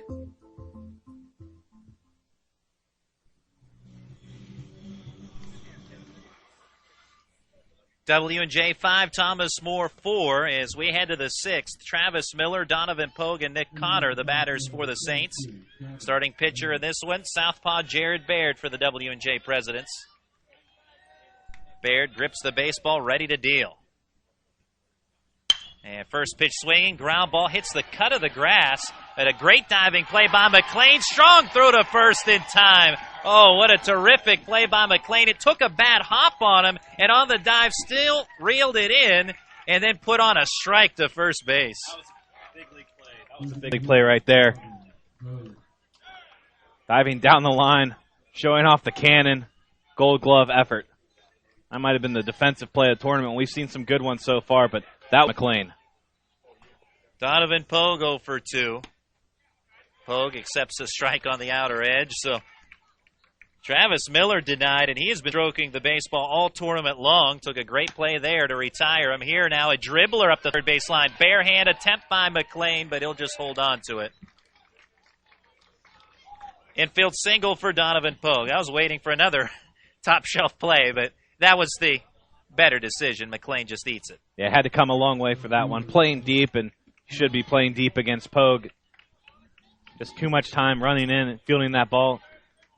That was the wise decision. He had no play at first base, and the only thing that can happen if you throw that baseball are bad things. It could go down the line and create a bad situation.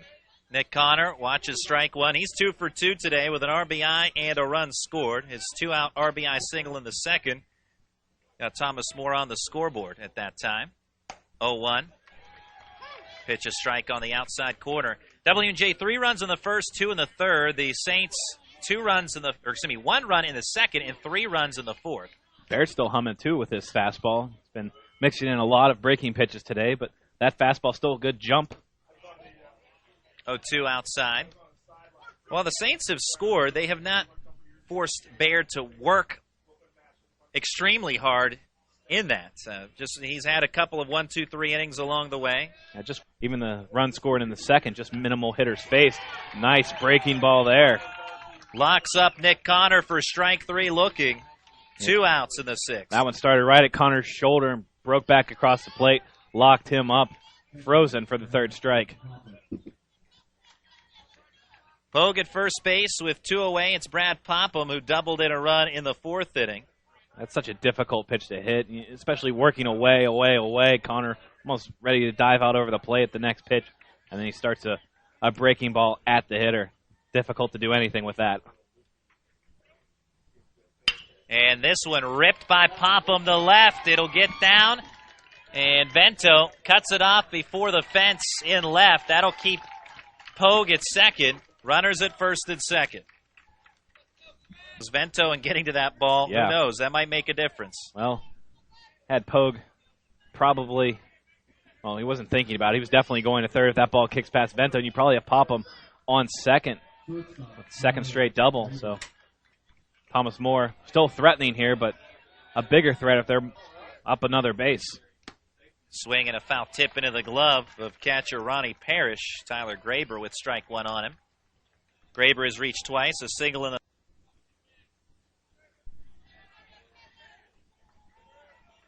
0-1. Misses outside, 1 ball, 1 strike.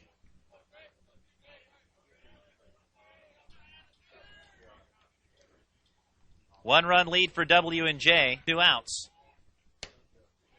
Swing and a miss by Graber for strike 2. Graber in the first day of the tournament against Bethany went 3 for 3. Drove in 3 runs.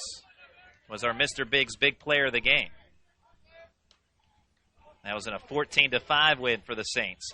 1-2, just outside for ball 2. Baird was walking toward the dugout, but he'll have to go back on the mound for another pitch.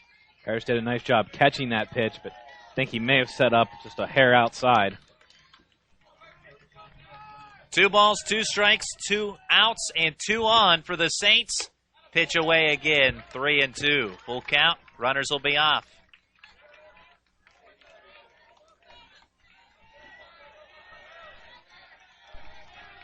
Baird takes a look at the runners. They are moving, 3-2, and a foul tip into and out of the glove of Parrish as Graber stays alive.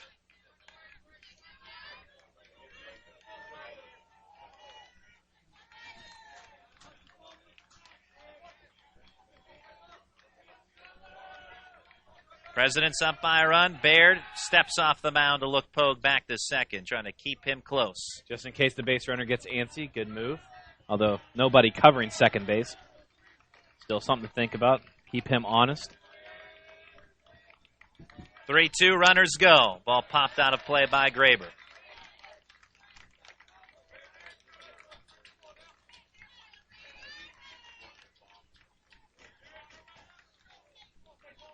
Big situation here in the middle innings. It was 5-1 W&J after 3, but it's 5-4 now. Called strike 3 on the inside quarter, and that ends the inning. 5 strikeouts for Baird, 2 left stranded in the top of the 6th. We head to the bottom half. The score, W&J 5, Thomas More 4. You're listening to the PAC Baseball Championships, brought to you by Sport Clips. I'm attorney Dan Foster, and they call me Mr. Debt Buster because I can help clients break free from the prison of debt.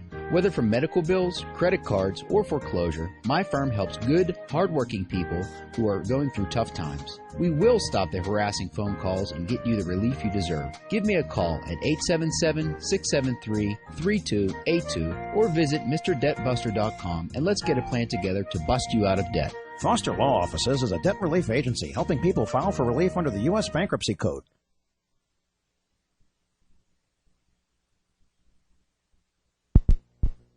Mr. Big's Sports Grill and Tap Room, Washington's premier sports restaurant, offering an all-day lunch and dinner menu featuring a wide variety of items, including Mr. Big's platter, ribs, boneless wings, and shrimp. Stop in and enjoy what's on any of their 25 HD TVs, or relax on the fully seated patio. Open 7 days a week from 11 a.m. till 2 a.m. with live entertainment every weekend. Located at 595 Racetrack Road off I-79 at exit 41, down from the Meadows. Mr. Big's.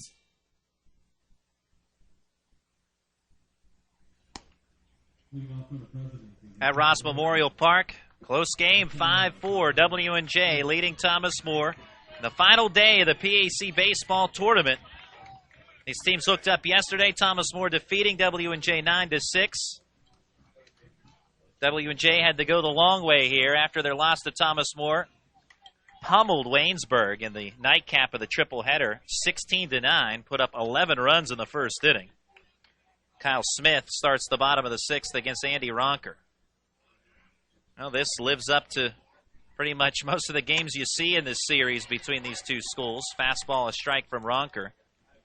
Talked with Coach Hetzer about the 15-inning classic in the pregame show. Those two teams meeting each other in the NCAA tournament last year. W&J outlasting Thomas More. 0-1 in the dirt, kicks away from Popham, 1-1. And that was a night game on a day where W&J ended up playing a 13-inning game beforehand against Worcester. So that was quite a day of baseball for the Presidents, the equivalent of 3 games plus another inning. And then they had to play Marietta the next day at noon. And then they had to turn around and play one of the top programs in the country mere hours after that one went final. Here's your reward. 1-1. Breaking ball ripped on the ground through the hole in the left side of the infield past a diving Tyler Graber. Leadoff single.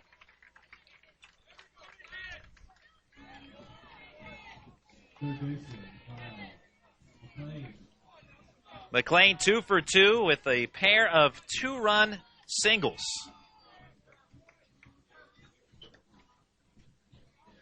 McLean with 5 RBI for the tournament. Just about everybody in the batting order for both teams hitting over 300 in the PAC tournament. Showing bunt McLean. Back and takes a breaking ball low. Entering the day, team batting average for the Presidents of 382 in their 3 games in this tournament. Team average for Thomas More at 397 in their 2 games.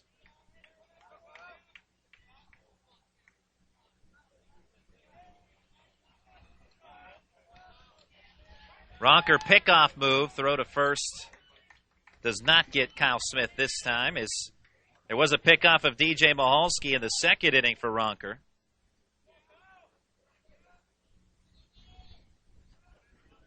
Always a key when facing the Presidents, holding the runner, regardless of who that runner is. Some faster than others, but the majority with pretty good speed. And even those without, Coach Mountain still likes to employ the running game with hit and runs and such. Ronker has done well in holding runners today. Also caught stealing for Popham. And now runner goes 1-0 through the right side. Base hit. And now headed to third goes Smith. Throw into third won't be in time. Runners at the quarters with nobody out for W&J. I'm sure a hit and run has not worked for W&J, but every time they've tried it in this tournament, and it seems like in tournaments past, always works out. Great piece of hitting by McLean going to right field. Smith goes first to third. Presidents setting up themselves for a big inning here. Tyler Schultz 0 for 2.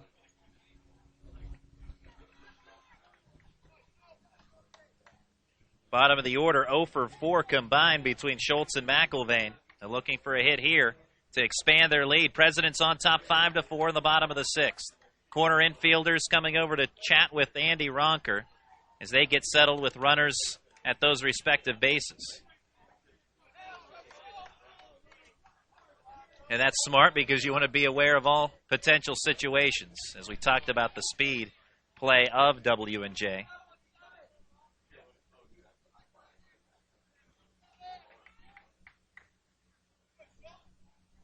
Ronker, before he sets, pump fake over to first as he was still reading over signs. Maybe one more of those, maybe a fake to third play.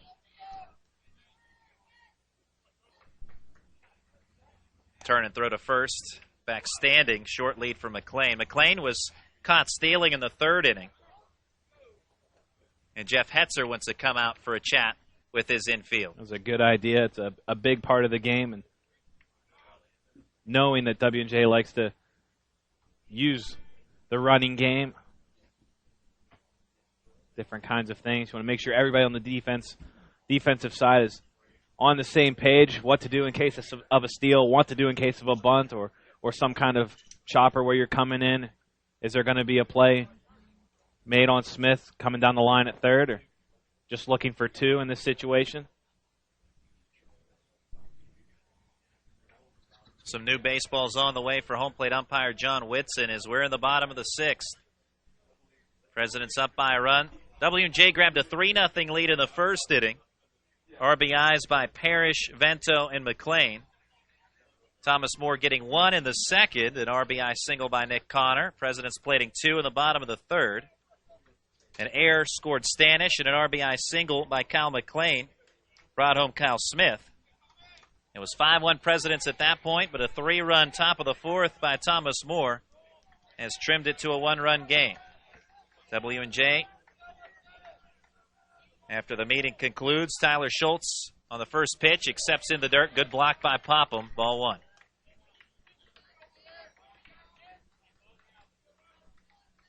Ronker, the product out of Holy Cross High School in Kentucky, was named All-Region and played in the Kentucky State All-Star Game during his high school career.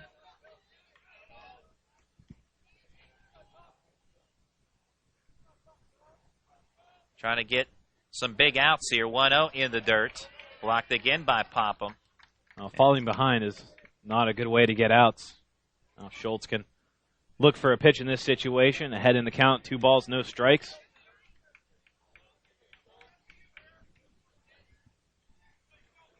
And again, when the count favors the team at bat, lots of things that you can do on the bases.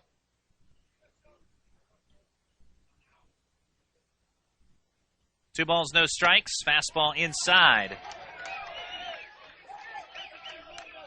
That riles up the W&J dugout. In yesterday's game, the President's dugout very quiet against Thomas More, but not the same feel. More familiar third base digs, too. 3-0. Ronker deals a strike with the fastball.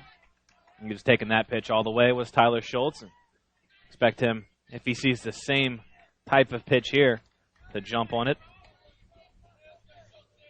In all but one game, the team hitting in the bottom of the innings has won, or occupying that third base dugout, has won in this tournament.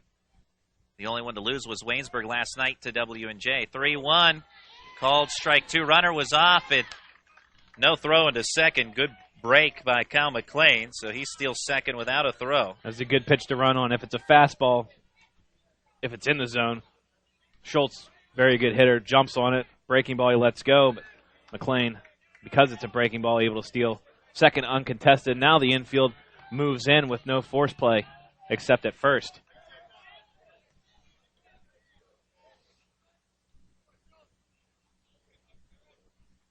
Time for a moment for Tyler Schultz. 3-2 pitch coming up. The Thomas More infield playing in, trailing by a run. And the 3-2, he jammed Schultz. That was coming inside. Looked like ball 4, but Schultz had that one come right in on the hands. He fouls it away. Another 3-2 pitch. Thomas More trying to conserve a run. Trailing 5-4. Bottom of the 6th inning. At that point in the game where you really don't want W&J to break it open if you're the Saints. If W&J wins this one, there will be a second game today. 3-2. Ground ball back to Ronker. He looks the runner back to third. On to first with the throw to Heisen. Schultz retired 1-3. Best case scenario there for Thomas More, recording it out and keeping the runners at their bases. Same strategy here with one out. Second and third. Expect the infield to come in again. Derek McIlvain 0 for 2. A little bit more speed at the plate in the form of McIlvain. Kyle Smith at third, McLean at second. Infield in for Thomas More. Keep an eye on a potential squeeze play here. Ronker's pitch. Blocked by Popham, coming down the line about a quarter of the way was Smith at third, but he heads back as McIlvain tells him, hold up on that. Popham, terrific job behind the plate today. President's bottom of the 6th, 1 out, 2 in scoring position for McIlvain. Ronker looking for another big out. Here's the 1-0. Good off-speed pitch, dropping in the zone for strike 1.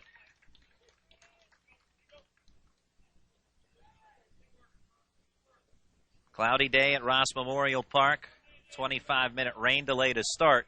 But since we have begun, things have been proceeding along just fine as far as the weather is concerned. Now the 1-1. Fastball low. McIlvain working himself into a hitter's count.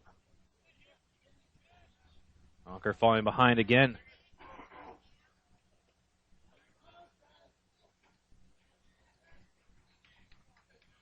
Smith at third, McLean at second.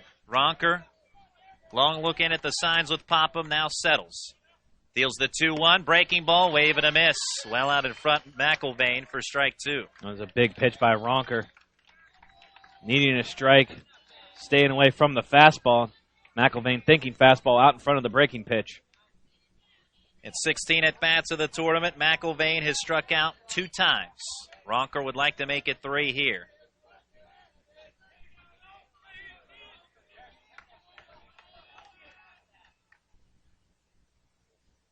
Two-two.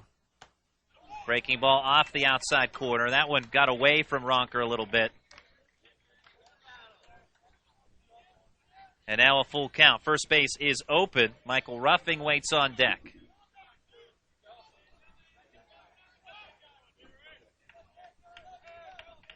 In a 5-4 game favoring W&J, Andy Ronker sets, looks at the runner at third, deals to the plate, swing and a miss for strike 3. Ronker with a big K. 2 outs in the 6th. 3 straight curveballs to end the at-bat. McIlvain frustrated, not cashing in on the opportunity, but still a chance for W&J to do damage this inning. Thomas More so far dodging raindrops. Ronker getting a comebacker, and then a big strikeout.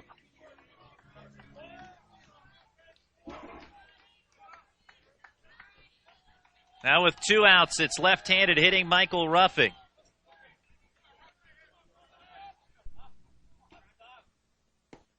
Pitch a strike to begin this at-bat, a good curveball.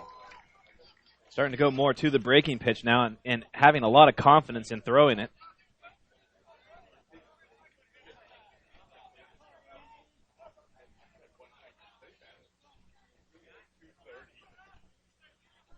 Two on, 2 outs. 5-4 Presidents in the 6th. The 0-1. Roller off the mound and up the middle. Base hit as Ruffing pumps his fist. He's driven in 1 run and a play at the plate and out at home is Kyle McLean, but the Presidents do get 1. RBI single by Michael Ruffing. Kyle McLean the final out at the dish as the tag put on by Brad Popham. The throw coming from Casey Metzger. The score after 6, it's W&J 6, Thomas More 4. You're listening to the PAC Baseball Championships brought to you by Sport Clips. We're here at Sport Clips, the new just for guys haircutting place, to see what the buzz is about. How was it? Nice cut, nice price, professional stylist. Doesn't get any better than this. There's sports on TV at every chair. I got an awesome haircut, steam towel treatment, neck and shoulder massage. I went all the way! What are you waiting for? Sport Clips is now in your neighborhood. At Sport Clips, guys win. With 2 locations in Washington County, at the McMurray Shops in Peters Township and at Trinity Point in Washington.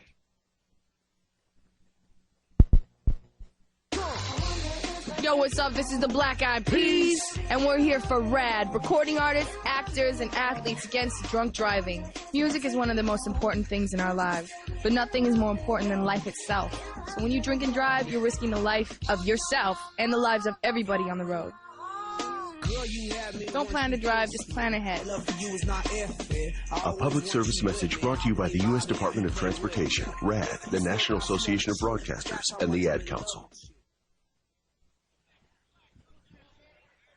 6-4 W&J. The bottom of the 6th by Michael Ruffing scores Cal Smith. And it's 6-4 as we move to the 7th. Jared Baird, first pitch, and a liner to center for Casey Metzger to start the 7th inning. Metzger threw out Kyle McLean to end the bottom of the 6th after that base knock by Ruffing. And we were talking in between innings, and you were speaking about it, Justin, during the bottom of the 6th, that Andy Ronker was doing so well and mixing in that breaking ball more and more, keeping W&J batters off balance in the bottom of the 6th. But it was a fastball that Ruffing hit up the middle. Pitch low and in here to Jason Handley, ball 1. Yeah, he got McIlvain out in front with 3 straight curves to end the at-bat, and then started Ruffing out with a curveball for strike 1. And it's okay to throw the other pitches. Okay to throw a fastball in that situation, but definitely too much of the plate. 1-0 ripped down the left field line by Jason Handley. That rolls to the corner. Metzger sent around third. No relay throw home as Thomas More back to a 1-run deficit. An RBI double by Jason Handley. Oh, that quickly, Thomas More gets that run back and Makes it a one-run game again. Here comes Jeff Mountain out of the dugout. See if he's about to make a change here. Asks for the baseball, and that's it. Jared Baird will leave with a one-run lead. Game-tying run is on the base paths right now in the form of Jason Handley, as the Presidents will go to the bullpen, talking with Jeff Mountain in the pregame. And he said this is really kind of a common sense type of theory or setup, but you're going to use anybody and everybody in this situation today because there is no tomorrow if you lose. All hands are on deck, and right now a big hand coming out of the pen as it's Eddie Nogue who will get the call. Yeah, game one starter in this tournament for the Presidents. Reliable, sometimes dominant, oftentimes dominant, very good pitcher. One of the best in the conference, one of the best in the nation. Eddie Nogue coming in relief. During the rain delay earlier on today, as we were up in the press box, Jeff Hetzer joking with Jeff Mountain, the head coach of the Presidents, and trying to work a trade, Tim Baldrick for Eddie Nogue. Baldrick, the ace of the Thomas More pitching staff, but has been out with an injury for 3 to 4 weeks now. And, of course, Eddie Nogue, the all-time wins leader at W&J. Of course, you can't trade collegiate play. Fun comment from Jeff Hetzer, nor would you trade, even if you could, nor would you trade an injured pitcher for the all-time wins leader of one pitching staff. But and that also kind of goes to the fun relationship that these coaching staffs have with amongst themselves, amongst each other. It's a terrific rivalry that these schools have. And the rivalry continues today in another very good ball game, 6-5 Presidents, and it's Eddie Nogue out of the pen.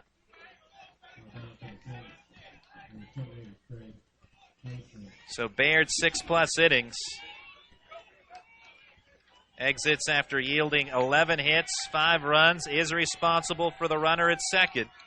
He can win it, he cannot lose it.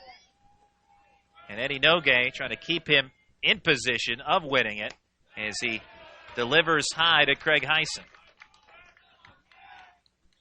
Heisen has hammered PAC pitching in this tournament. He's 1 for 3 today with a double and a run scored.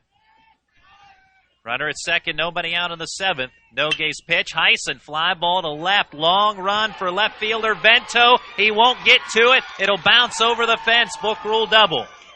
And the Thomas More Saints have tied it 6-6.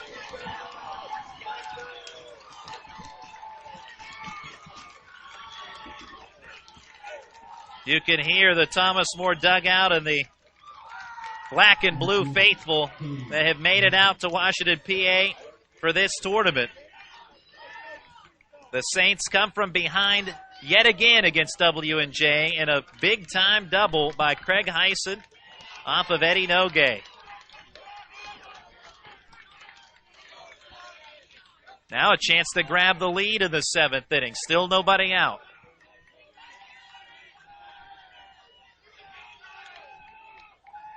Nogue delivers, bunt laid down by Macon. Gloving it, McLean throw to first. Gets the runner, Cody Macon, but Heisen advances to third. Don't usually see the cleanup man bunt, but trying to catch W&J off guard. They do to the point where they at least move Heisen from second to third. And nearly did, and that was an important advance of Heisen with one out. See what the infield does here. They're going to come in with this situation. Starting to creep up a little bit. Infield moving in for W&J in a tie game, 6-6 in the 7th. With one out, Nogue pitch in the dirt for a ball to Travis Miller, who's doubled and scored today. Also a sac fly at RBI in the 4th. So the Saints come from behind against the Presidents for the second day in a row, 1-0. Skied out of play, 1-1. Ironically, this is Eddie Nogue's first relief appearance since that 15-inning game against Thomas More last year. Pitched 5 innings in relief, 1 hit, 1 run. Struck out 6. Nogue, the winning pitcher in the first contest of the tournament for W&J. Went 8 innings, gave up just 1 earned run.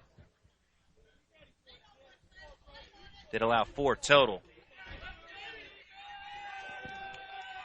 1-1 pitch, breaking ball outside.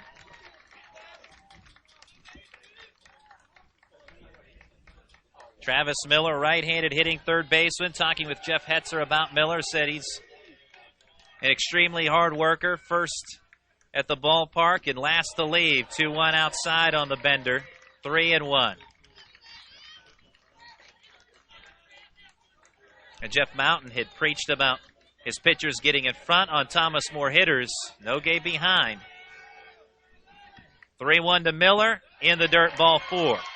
Now it's Donovan Pogue's turn. Now I think you'll see the middle infield go back, and the corner fielders about halfway. Sets up the double play, second to first. And perhaps Nogue pitching carefully to Miller in that situation. As you said, now setting up the double play. Middle infielders, as you would expect, backing to double play depth. First baseman Schultz holding the runner Miller there. Third baseman McLean, he'll drop back a few steps. He was even. And he has a strong enough arm. If he has to come home, he can. Pogue fouls off the first pitch for a strike. Be worried about maybe the chopper up the third baseline. But you'll take that. Just tip your hat if that happens. 6-6 game in the 7th. Nogue's 0-1. Fastball away to the right-handed hitting Pogue.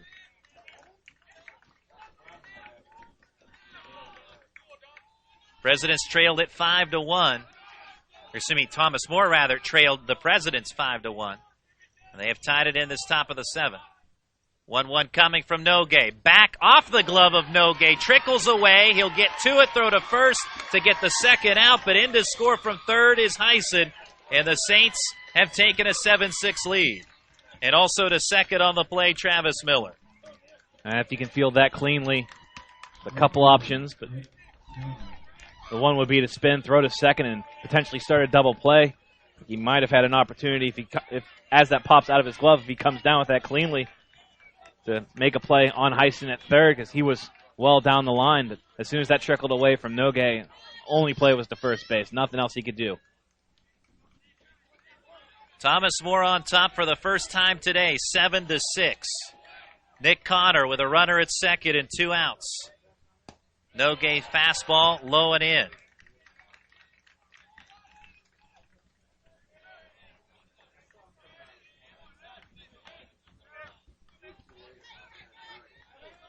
So Nogue's relief appearance, unable to hold the lead.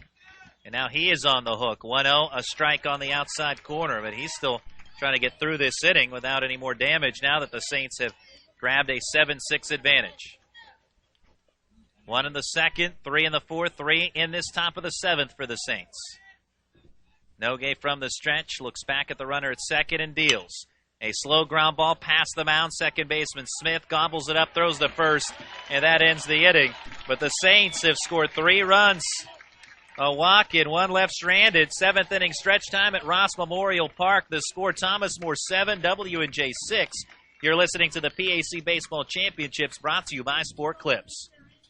For 3 generations, Sharps Furniture has been proud to serve southwestern PA with their brand of personal service. Being an authorized dealer for Lazy Boy, they are dedicated to providing the finest quality products made here in the US of A. Looking for custom upholstery? Sharps carries a large selection of upholstery to choose from, all made in America. And their friendly staff will deliver right to your front door. Sharps Furniture, your authorized Lazy Boy dealer. Family owned, family operated since 1917. Located just off I-70, exit 19B in Washington, PA.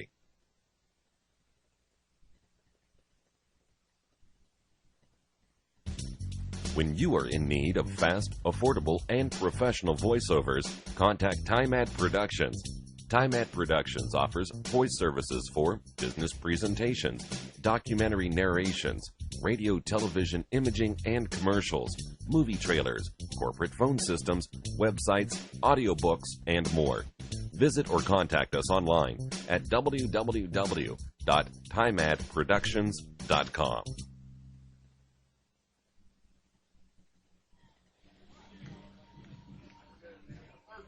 7-6, Thomas More in front. As we move to the bottom of the 7th, W&J will bring up their 2, 3, and 4 hitters, DJ Mahalski, Josh Stanish, and Ronnie Parrish. The starting pitcher today for the Saints, Andy Ronker, at 99 pitches. We'll see how much longer he will last in this one.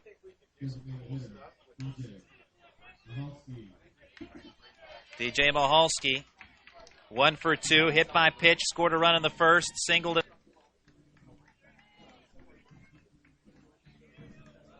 Glad you can be with us on the PAC Sports Network. More exciting action in the 2014 tournament. Title on the line. Thomas More, if they can hold on to this lead, they'll claim the championship. W&J hoping to force a second game. Mahalski shows bunt, pulls back, and takes low, ball 1. I think W&J needs to answer right now. They need to find a way to get Ronker out of this baseball game, too, whether it's making him throw more pitches. They need to dive into that Thomas More bullpen. Now, this is the guy to do it, DJ Mahalski, if you want to wear out an opposing pitcher. 1-0, takes up high this time, ball 2. Mahalski, as we spoke of, with a great recognition of the strike zone. And not only that, but wastes pitch after pitch after pitch.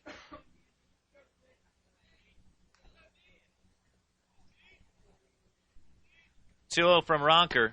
Mahalski accepts a fastball this time. Knee-high level on the inner portion of the plate. Ronker's certainly been hittable today, surrendering 10 hits, giving up 6 runs, but he's been rolling pretty good through the middle innings, giving up just 1 run since the 4th. 2-1 in the dirt. 3-1 now to Mahalski. Stanish waits on deck.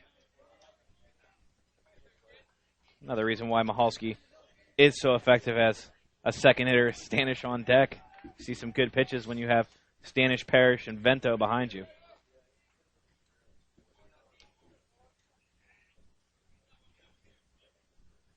With nobody aboard in the bottom of the 7th, a 3-1. Pumped in for a strike. And Mahalski's such a good hitter that he can take that 3-1 fastball right there and not feel like he's behind in the count or has to shorten up with 2 strikes. It was on that inner half of the plate and not the pitch Mahalski wanted. And as you said, as good of a hitter he is, he can wait on the one he wants, goes after the 3-2, rolls it to Miller. A hard hit ground ball to Miller, but fires across the diamond for out number 1. There's another fastball that was coming inside, and Mahalski did go after that pitch and drilled it hard, but couldn't get around on it the way he would have liked. Now here's Jeff Hetzer on his way out to the mound. That ball's up in the zone, too. Mahalski getting the top of it. Hit it hard, but right at third baseman Miller. Easy play. This might be just to check on status of his pitcher. Committee meeting here by Jeff Hetzer, and he'll take the baseball. Big round of applause from the Thomas More contingent as Andy Ronker leaves in the bottom of the 7th. 1 out, nobody on, and the Saints leading this one 7-6.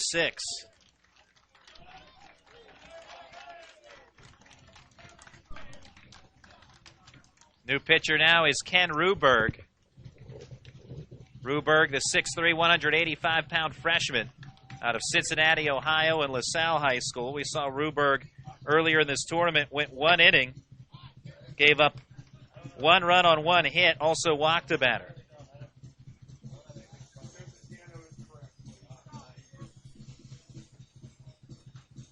So Ruberg to face Stanish, and Ruberg, one of those sidearm pitchers. Comes from a different arm angle, and what we noticed during his earlier appearance in this tournament, kind of buries that arm angle as well.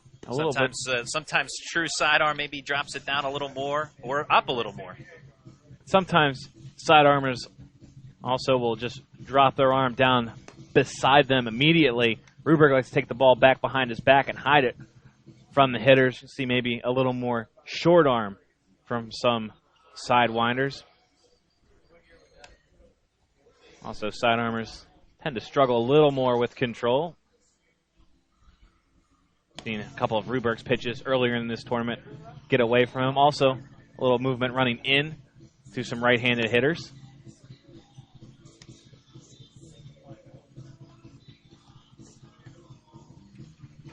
So it's Ken Ruberg in the bottom of the 7th to face Josh Stanish. 1 out, nobody aboard for the Presidents.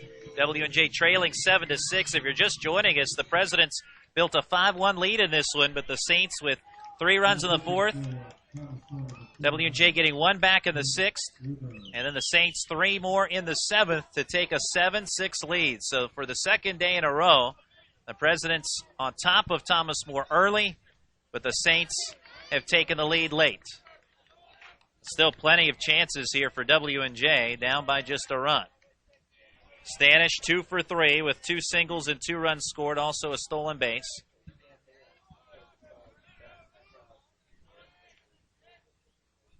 A strike to Stanish on the outer part of the plate.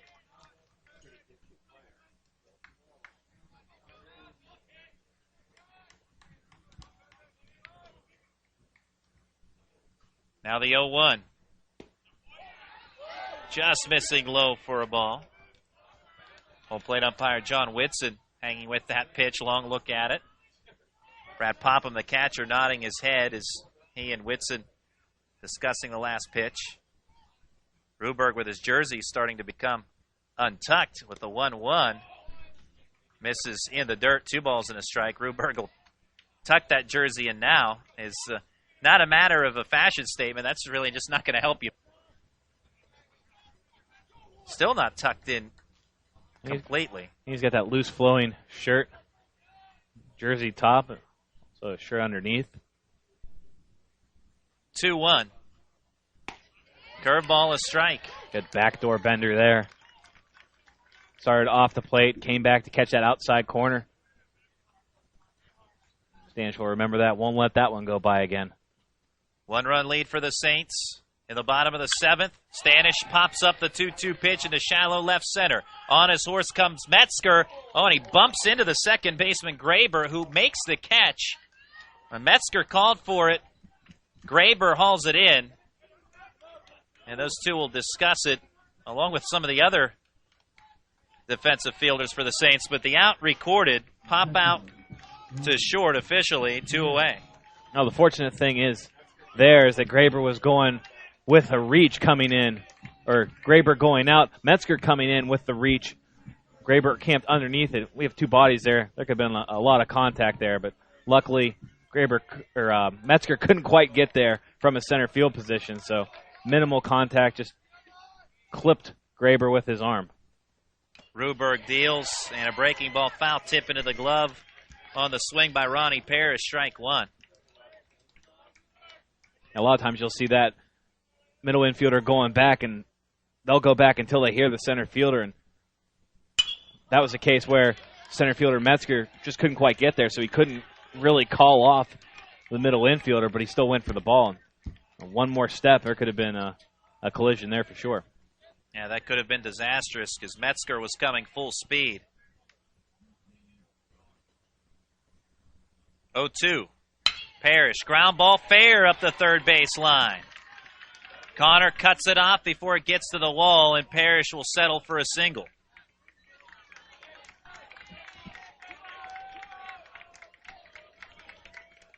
Nick Vento, 0 for 3 with an RBI ground out in the first. He's doing this game. Hit 2 home runs yesterday against the Saints. Both of them coming against yesterday's starter, Logan Miller. Maybe Ronker getting out of there is the antidote for him to get off the schneid. Parrish short lead at first, and a flare foul right field side.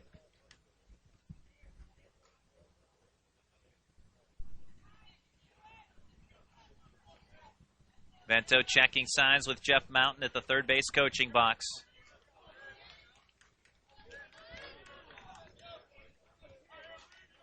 Ruberg looking for the final out of the 7th, working in relief.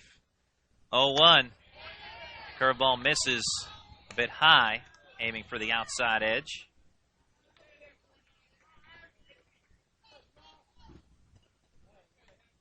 (7-6) Thomas More.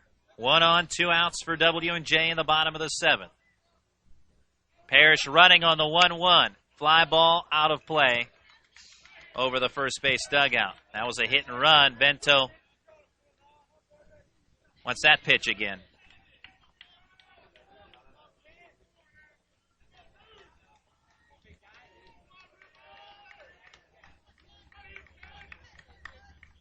See what might be on now for W&J after more signs from Jeff Mountain.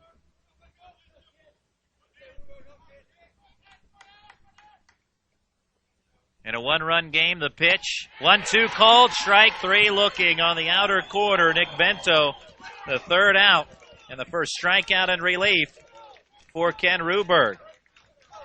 One left stranded for the Presidents after 7 innings. It's Thomas More 7, W&J 6. You're listening to the PAC Baseball Championships, brought to you by Sport Clips. Disability affects the lives of over 29,000 people in Fayette, Washington, and Greene counties. Tri-County Patriots for Independent Living are people with and without disabilities working to meet those needs in the community. The success of Triple comes from the commitment of a dedicated board of directors, its members, and volunteers.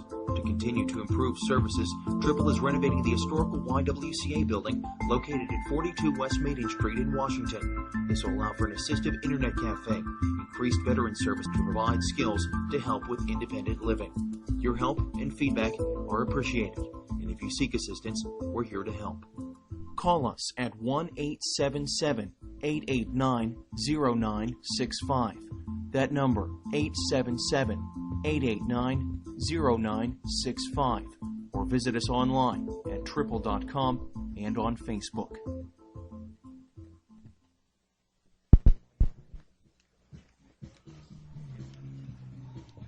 7-6, Thomas More leading the W&J Presidents. 8th inning, Brad Popham, Tyler Graber, and Casey Metzger due up, the 8-9-1 hitters. Eddie Nogue will stay on for the Presidents, as he entered at the time with the Saints trailing by a run, but allowed a double by Jason Handley to tie the game, and then a double by Craig Heisen. Or excuse me, I had that right the first time, and then a double by Heisen to allow the Thomas More Saints to take the lead.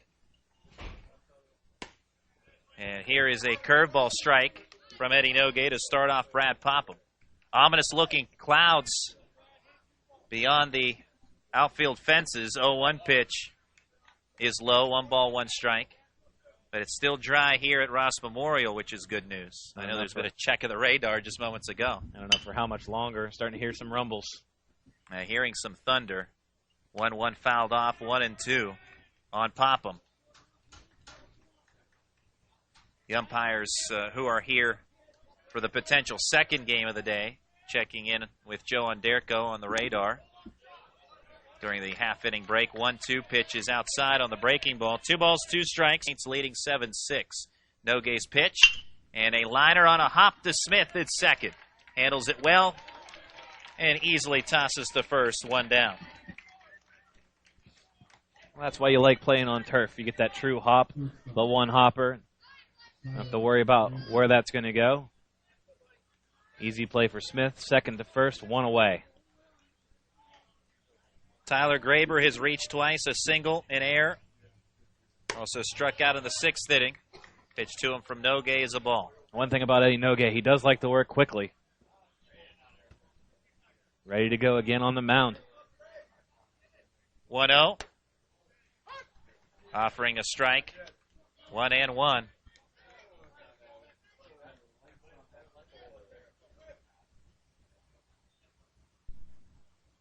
1-1. This one fouled off.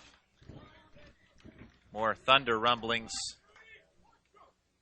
as it's a 7-6 game in the top of the 8th inning.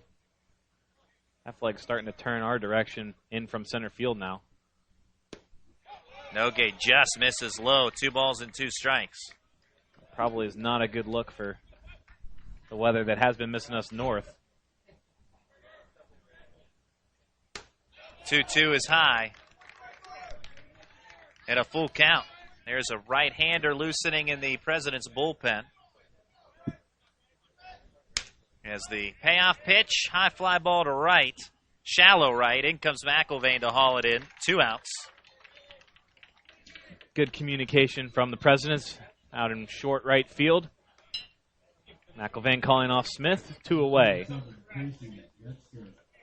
Jake Gordon is the right-hander loosening for the Presidents.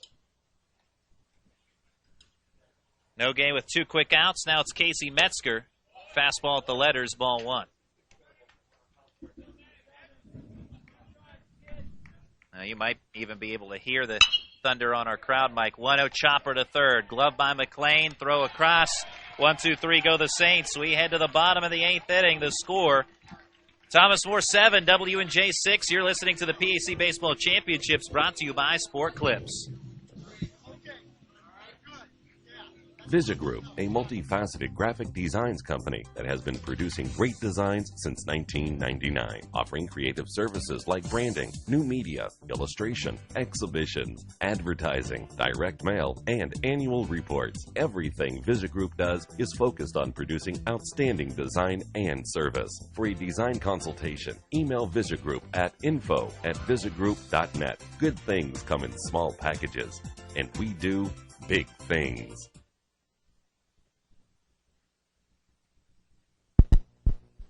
I'm attorney Dan Foster, and they call me Mr. Debt Buster because I can help clients break free from the prison of debt. Whether from medical bills, credit cards, or foreclosure, my firm helps good, hardworking people who are going through tough times. We will stop the harassing phone calls and get you the relief you deserve. Give me a call at 877-673-3282 or visit MrDebtBuster.com and let's get a plan together to bust you out of debt. Foster Law Offices is a debt relief agency helping people file for relief under the U.S. Bankruptcy Code.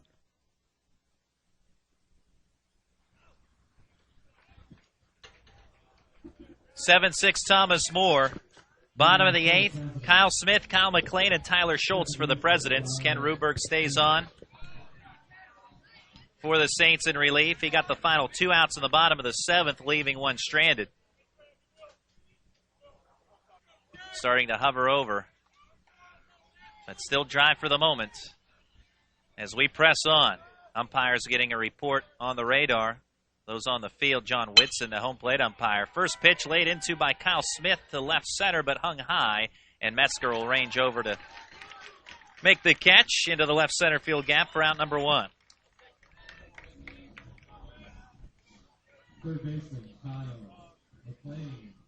All the folks here at W&J doing a terrific job and keeping everyone updated on the weather. And talked with Joe Onderko during the 3rd inning about the weather situation and saw clearing, getting this one started. Breaking ball, a strike to Kyle McLean, and well, we're into the 8th inning without any raindrops.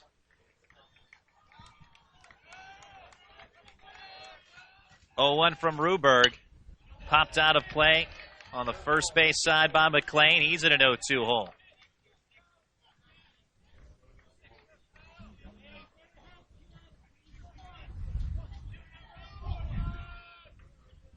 Time granted to McLean. In an 0-2 hole, McLean, with 1 out and nobody on, checks his swing or tries to on a pitch off the outside edge. On the appeal, he's rung up for strike 3. First base umpire Luke Kammermeyer says he went around. 2 outs. And that's it. Now with lightning flashing beyond the outfield, that will be it for the time being. We are in a weather delay. No rain right now at Ross Memorial, but lightning in the distance, so a lightning delay at Ross Memorial Park. And so we'll pick up a half hour after the most recent lightning strike, and if there are continuous ones, then you add on to the clock, half hour after that. So Ruberg getting a strikeout for the 2nd out of the bottom of the 8th inning. And that's where we pause. 2 outs, bottom of the 8th. With nobody on for W&J and a 7-6 Thomas More lead.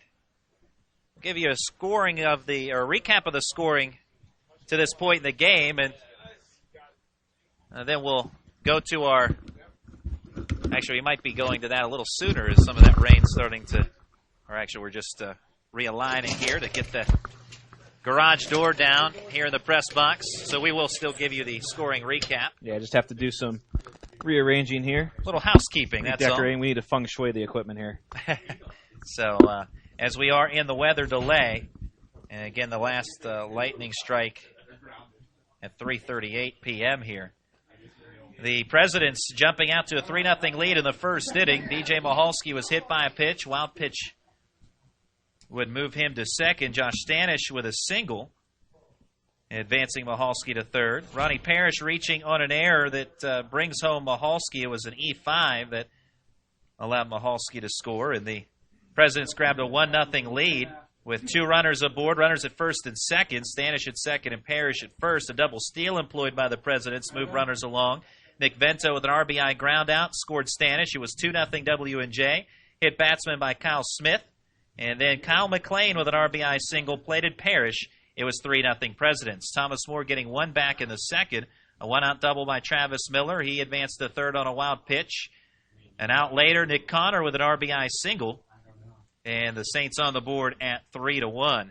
W&J in the bottom of the third inning, plating a pair. Josh Stanish with a leadoff single after a line out by Parrish and a ground out by Vento. Moved Stanish to second.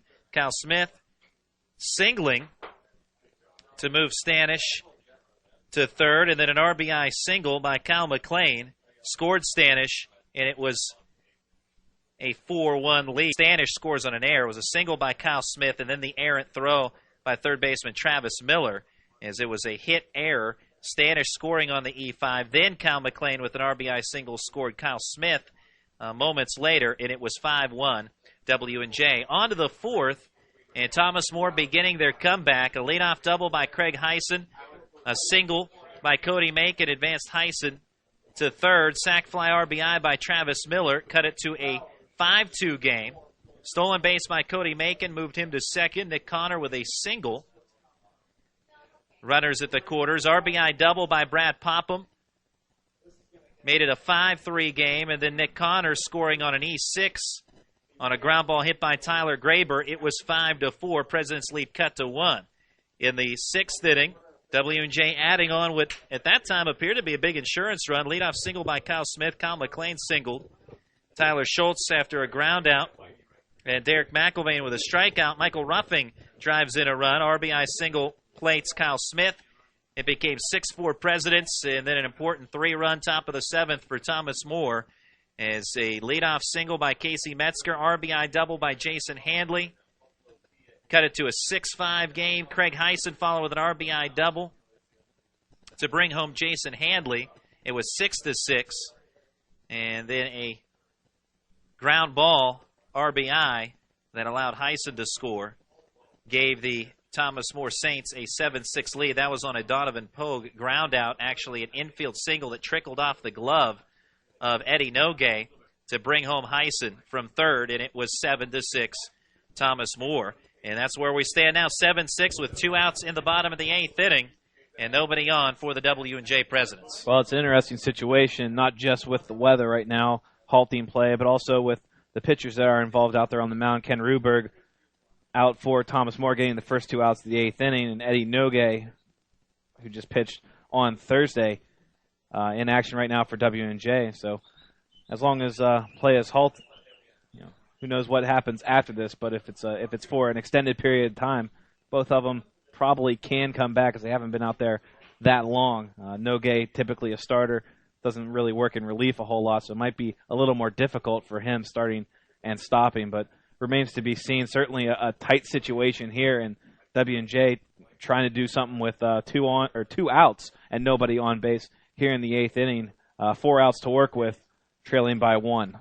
Tough situation, but it has to happen in terms of being this far along in the game. Lightning, what can you do? And the game is halted for now. The way the precipitation looks, or the storm looks on the radar, everything that's been trending north of us for most of the day is starting to swing around a little bit to the south, just the way the wind direction is changing. You can tell by the flag in center field starting to whip back towards us instead of blowing out towards the north. So we might be seeing some of that rain that's been missing us to the north sometime soon. It's just a band of storms just traveling through. So we'll see what happens with regards to that, but most likely get at least the end of this game in at some point, I would think, today. We'll keep you posted in a short time. We'll go to our music bed, and then we'll come back as soon as play will resume. But we'll keep you updated on our website, pacstream.net, also on our Twitter account, @PAC Sports. So follow us there as we'll keep you updated on the internet as best we can about the situation here at Ross Memorial Park. And while we have a little bit of time to chat with Thomas More beginning their comeback bid today, somewhat similar fashion, it was a base hit by Craig Hyson that kind of sparked things. Yesterday was a solo homer that helped Thomas More rally from a 6-0 deficit for a 9-6 win. Today in the fourth inning, after the Presidents had built a 5-1 lead, Craig Hyson with a leadoff double in the fourth. He eventually came in to score part of a 3-run inning for Thomas More. So Craig Hyson really has been the spark today. He also tied the game with an RBI double in the seventh. Yes, eerily similar situations. Time of the game, where the ball was hit, right center field, the player, Craig Hyson, just very similar, the two games, the way that things have transpired, and Thomas More enjoying the benefits of having Hyson hit in the middle of the order. So while we stand at a weather delay, 7-6 Thomas More, bottom of the eighth, we will pick up the action there, hopefully at some point somewhat soon. Again, we're in a weather delay with the lightning flashing out of the distance, so 30 minutes from the last lightning strike. And that's the situation as we sit now. So a one-run lead for Thomas More in the final day of the PAC Baseball Championships. If the Saints win in this contest, it's all said and done. The Saints are the champs. If the Presidents rally from behind in the late innings here, the Presidents would force a second game from Washington, Pennsylvania. So that's the scenario. Again, follow us at PAC Sports on Twitter and also on our website, pacstream.net. For my partner, Justin Piles, I'm Randy Gore. We'll talk to you as soon as the weather deems possible on the PAC Sports Network. You're listening to the PAC Baseball Championships, brought to you by Sport Clips. And welcome back, everyone. Hope you've been patient here on the PAC Sports Network. The PAC Baseball Championships, and in what could potentially be the first of two games today. Thomas More, of course, wants it to be the only game they can hang on to their lead. Thomas More leading 7-6 over the W&J Presidents. We have 2 outs at the bottom of the eighth inning as we resume play. Our rain delay, or weather delay, began at 3:38 p.m., and we are moments away from resuming action as we've waited for those storm cells to pass through, and here we are as Tyler Schultz will bat against Ken Ruberg, and Ruberg was the pitcher when the rains began, or when the lightning delay began, and Ruberg will continue on the bump, the right-hander, against Tyler Schultz. And again, it's a 7-6 score favoring Thomas More with 2 outs in the bottom of the eighth inning. Presidents at the plate. Big situation here. If Schultz can start something with 2 outs in the bottom of the eighth inning. Ruberg's pitch to Schultz and goes after the first offering, fouls it straight back for strike one. So 5:43 as we resume action. So a little over 2 hours. A little over 2 hour rain delay and weather delay. 0-1 pitch well outside. Good job by catcher Popham to play that ball. 1 ball, 1 strike. If you're just joining us, or to catch you up in the action, W&J was leading this one 5-1 after 3 innings, but the Saints, for the second straight day against the Presidents, have rallied from behind to take a lead. And the 1-1 from Ruberg. Schultz takes a good breaking ball for strike 2. Footing looking okay for Ruberg out on the mound through those 3 pitches. A little muddy, but no slipping around. Same thing back around the home plate area. Now the 1-2. Breaking ball outside of the right-handed hitting Schultz. 2 balls, 2 strikes, 2 outs, nobody on, bottom of the eighth. And Schultz 0 for 3 today.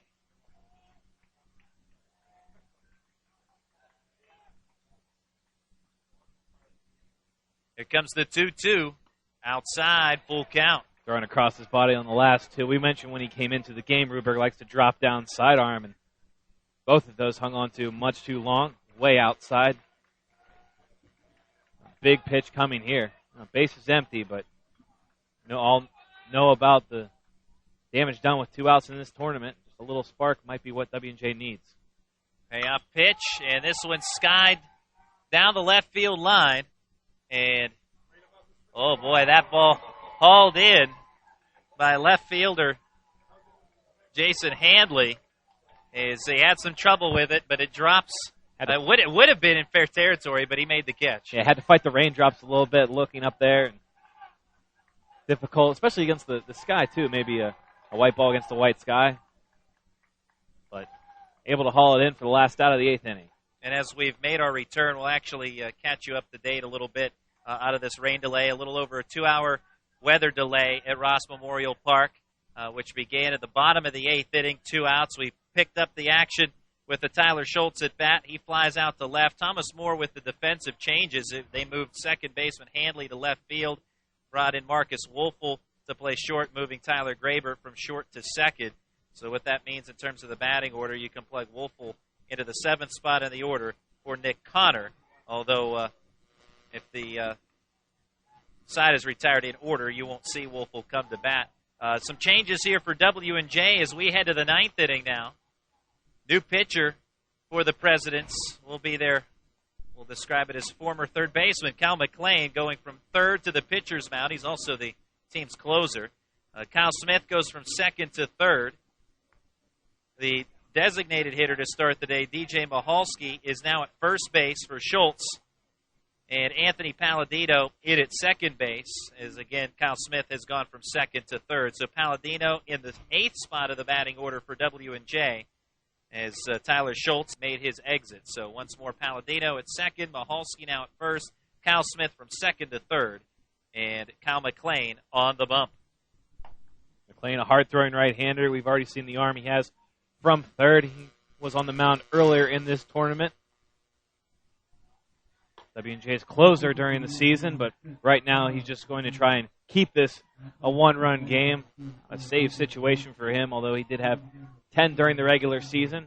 His job right now, get out of this inning quickly, and hopefully W&J can conjure up a rally in the bottom of the 9th.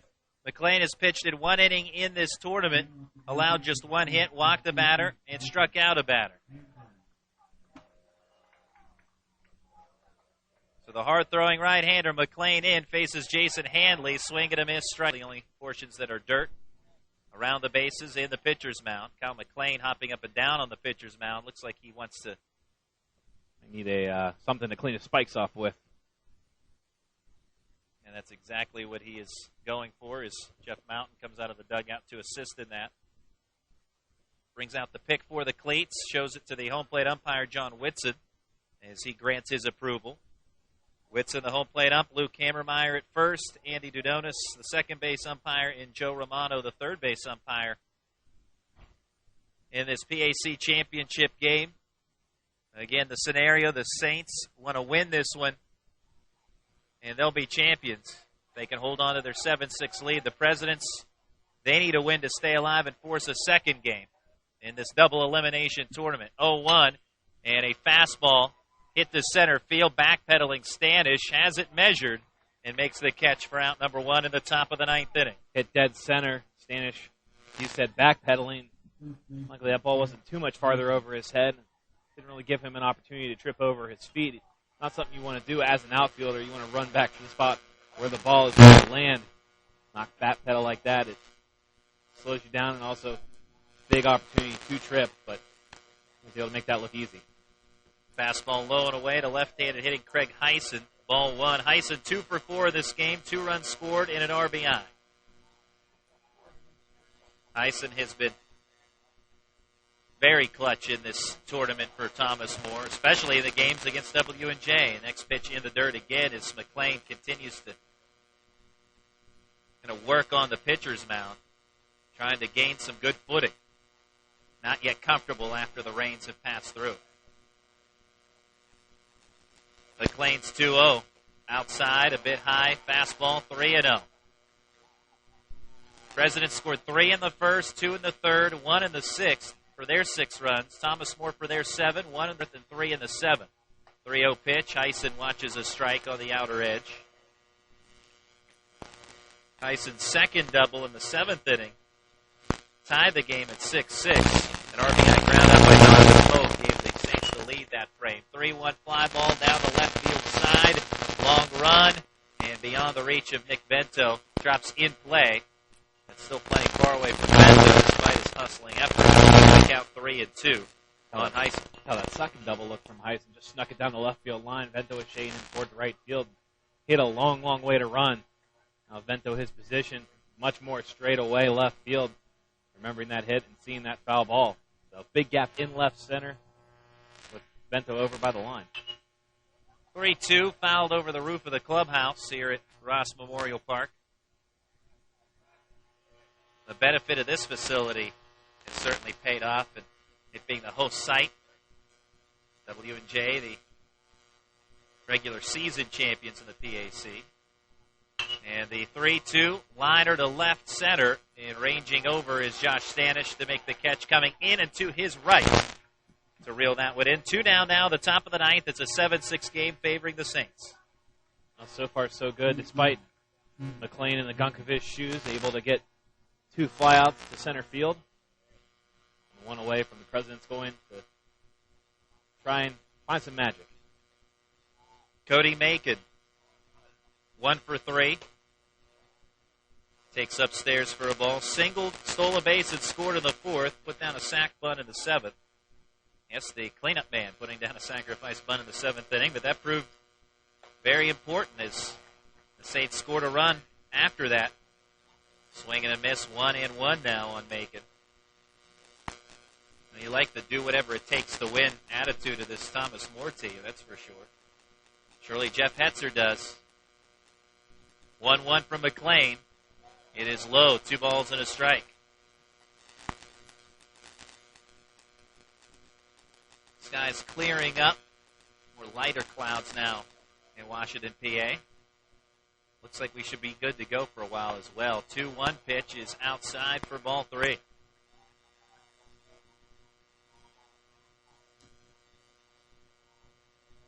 McLean with some more landscaping work on the pitcher's mound. 3-1 fouled off. Full count on Macon. McLean had to come to Macon that time. 3-1 count. That ball was hittable, but Macon just fouled it off. Maybe a little too far inside to get a barrel on. Fouled it off the handle. Right-hander Kyle McLean, payoff pitch, ground ball, first base side, and it's a foul ball. Past DJ Mahalski, narrowly foul. As Mahalski was playing behind the first base bag, and it crossed foul just in front of the base. At least that's ruled by first base umpire Luke Kammermeyer. DJ Mahalski chatting with Kammermeyer as we speak. Another payoff pitch upcoming, 7-6, the lead for Thomas More, and a foul ball off the body of Cody Macon. Not a whole lot of room to get a ball past Mahalski down there at first, well behind the bag and hugging the foul line. Definitely don't want anything down in that corner with 2 outs.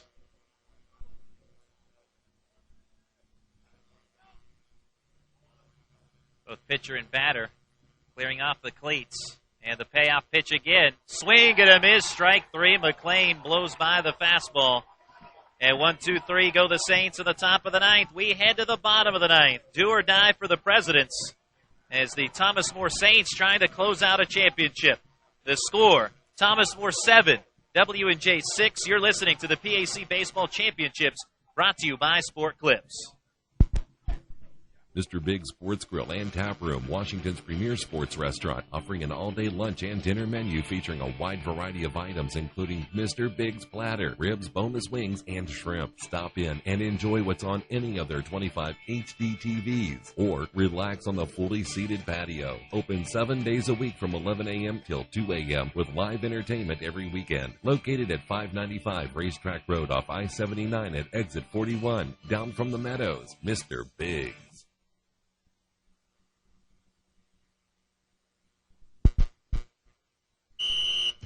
We're here at Sport Clips, the new just for guys haircutting place, to see what the buzz is about. How was it? Nice cut, nice price, professional stylist. Doesn't get any better than this. There's sports on TV at every chair. I got an awesome haircut, steam towel treatment, neck and shoulder massage. I went all the way! What are you waiting for? Sport Clips is now in your neighborhood. At Sport Clips, guys win. With 2 locations in Washington County, at the McMurray Shops in Peters Township and at Trinity Point in Washington. Bottom of the ninth at Ross Memorial Park. Championship day of the PAC Baseball Tournament. And the Thomas More Saints leading 7-6. Ken Ruberg will stay on the mound for the bottom of the ninth inning. He'll face the 9-1 and 2 batters, Derek McIlvain, Michael Ruffing, and DJ Mahalski. So the 6'3", 185-pound freshman, a lot of confidence in him from head coach Jeff Hetzer to try and get the final 3 outs. Ruberg in the regular season, 15 appearances, no wins or losses with a 3.50 ERA and 1 save. W&J dugout has vocals. They've been all day, maybe all tournament. Pitch from Ruberg and a bounding ball. Pass, will throw and retire McIlvain for out number 1.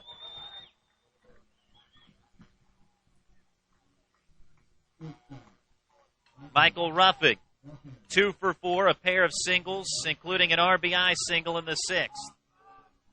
W&J had led this 5-1 after 3 innings. And it was 6-4 after 6, but the Saints with a 3-run 7th taking the lead. Ruberg's pitch to Ruffing, a strike on the inner edge.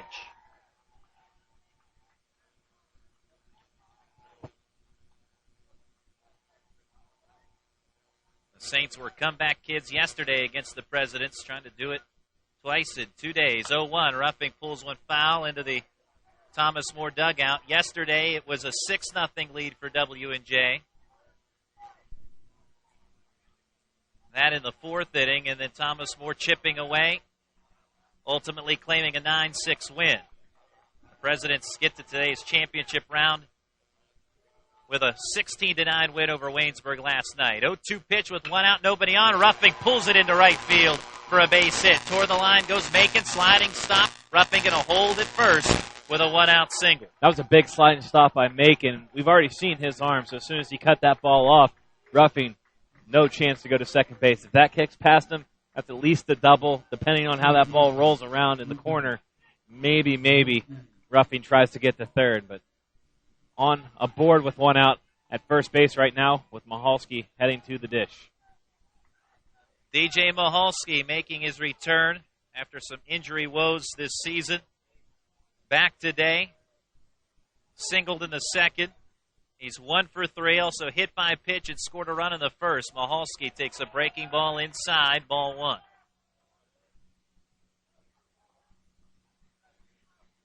Head coach Jeff Mountain trying to get the attention of his base runner Michael Ruffing to deliver some signs. Mahalski ready to go, digging into the batter's box.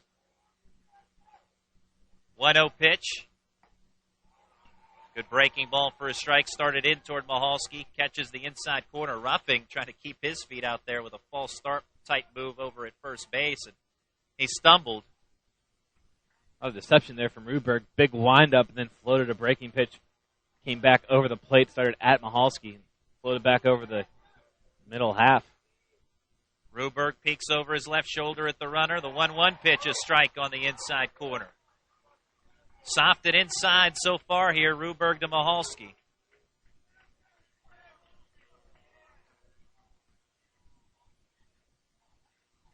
Thomas More, 7 runs on 12 hits, 3 errors. W&J, 6 runs on 12 hits and 1 error. Bottom of the 9th, the PAC Championship, 1-2. Another breaking ball, this time off the plate. Maybe a bit low, 2 balls and 2 strikes. I tried that same pitch. That one started over the plate. Fell off. First baseman Heisen for the Saints holding Ruffing. Ruberg with the 2-2 to Mahalski. Hits Mahalski, up and in, gets him. And nothing cheap about that either. We talked about a couple of hit batsmen early in this game. One clipped Mahalski's sleeve. Another one was debatable on Kyle Smith. This one got the meat of the arm on Mahalski. He takes first base and now will head to the dugout as a pinch runner checks into the game for W&J, and that is Corey Bauer. So Ruffing to second, Bauer now on at first with 1 out. Josh Stanish, the top hitter in W&J history, up next. All high fives in the W&J dugout for Mahalski. He did his job getting on base, also getting Ruffing to second without making an out. Now 2 aboard for W&J, and things are starting to get interesting. Ruberg entered this game in the 7th. working in the ninth. And a balk on Ruberg has moved the game-tying run to third and the game-winning run to second. It might be bigger that the game-winning run is now at second base. Just a base hit. Bauer can fly from second. Infield, or the outfield will have to come in a little bit. Jeff Hetzer comes out as the infielders making their way toward the mound to try and help out Ruberg with some words of wisdom, but I think his day might be done as Hetzer had commented over to the home plate umpire, John Whitson, as he is adjusting his lineup card.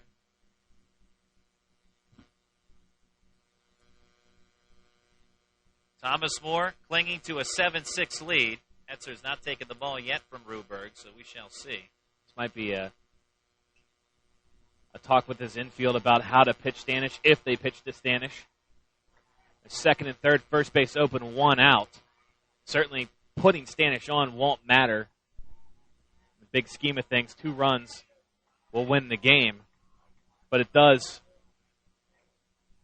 close up that open base at first, so you have to pitch to Ronnie Parrish, which, I don't know, I wouldn't want to make a decision in this situation. Yeah, it's pick your poison. You have first base open against the President's all-time hits leader, and you have Ronnie Parrish, who currently waits on deck, who hit 2 home runs in the first inning of last night's victory over Waynesburg. Hanley somewhat shallow in left. The other 2 outfielders pretty much normal depth, making maybe even a little bit deep in right.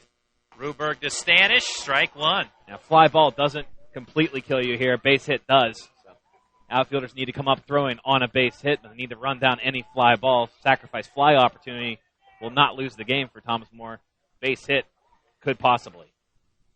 Ruberg looks over at third, now deals with the plate outside, and great job by catcher Popham to save that from going behind him. I was about to get to Popham, too. He's done a great job being on his toes, and we've seen Ruberg be a little erratic side to side. Sometimes that's difficult. It's a lot more easy to go up or block a ball in the dirt than to go side to side. Popham, good job there. 7-6 Saints, 1-1 to Stanish, inside toward his knees. 2 balls and a strike. Stanish, a left-handed batter. That's another part of the scenario you were talking about with first base open. You have a right-handed pitcher against a left-handed hitter. Granted, Parrish is very good, but Parrish is a right-handed batter. Ruberg continues on against Stanish. 2-1, fly ball to left. Handley will back up, makes the catch. Tagging from third is Ruffing, and he will score. The game is tied 7-7 in the bottom of the ninth. As soon as Hanley took a step back, that ball was deep enough. Ruffing scoring easily from third. Bauer still at second. Thomas More not out of the woods yet with Parrish coming to the plate. And again, first base open in this situation if they want to walk him. The batting orders for these 2 teams so strong from top to bottom. You have 2 outs with a runner at second base, that being Corey Bauer, pinch runner for DJ Mahalski.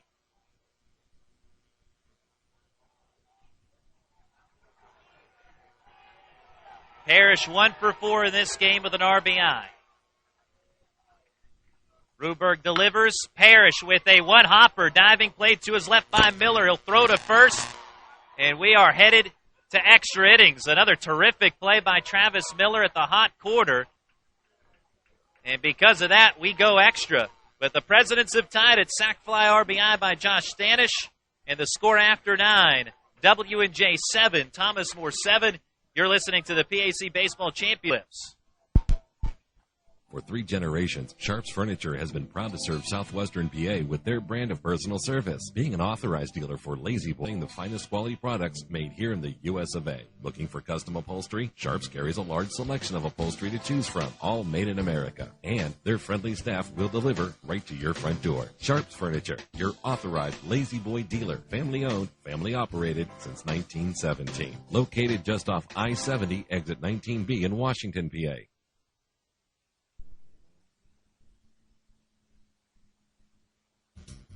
When you are in need of fast, affordable, and professional voiceovers, contact Time Ad Productions.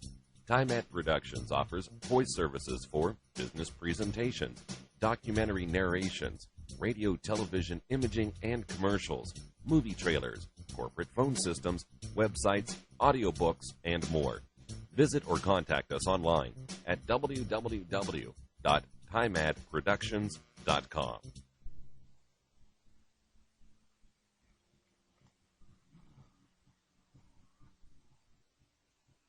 At Ross Memorial Park, extra innings in the PAC Championship. Thomas More with a win can seal the deal. W&J needs to force a second game. Kyle McLean will stay on for the 10th. He entered in the 9th inning with a 1-2-3 frame. And he'll face Travis Miller, Donovan Pogue, and Marcus Wolfel.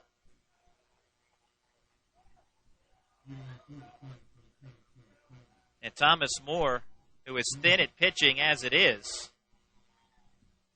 this scenario even further puts an exclamation point on the fact that they need to get this win in this third game of the tournament for them. And a leadoff single to start here the 10th for Travis Miller on the first pitch of the inning.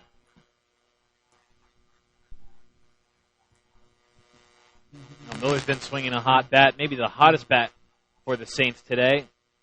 Frank Heisen also another candidate. Together, those two have been virtually impossible to get out. When they do, it's usually another hard-hit ball. Nothing cheap about their swings. Donovan Pogue squares up, pulls back on a fastball that's low, ball one. 7-7 game in the 10th.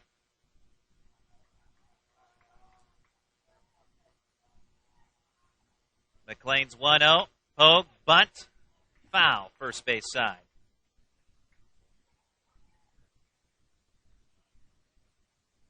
Kyle McLean with 15 appearances this season, including his appearance yesterday against Thomas More in relief.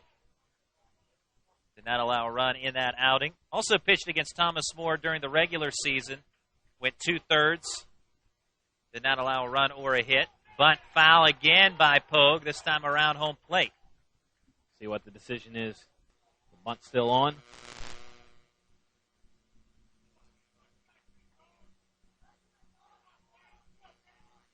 Seven to 7, Thomas More and W&J.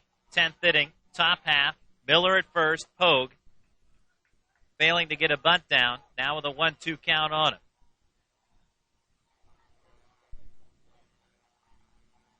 McLean ready with the signs from Ronnie Parrish.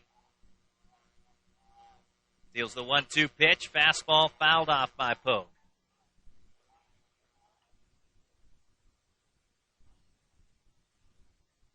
That regular season appearance for McLean against Thomas More, he earned the win in a 5-4 victory. 1-2. Fly ball, shallow right. Toward his right goes McIlvain. He'll make the catch. 1 out.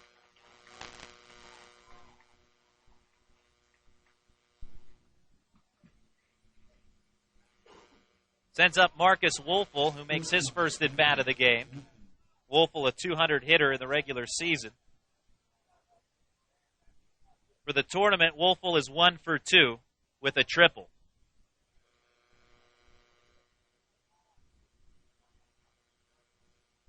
McLean delivers. Wolfel tries to stab the pitch with a bunt attempt, but foul tip into the glove of Ronnie Parrish for strike one.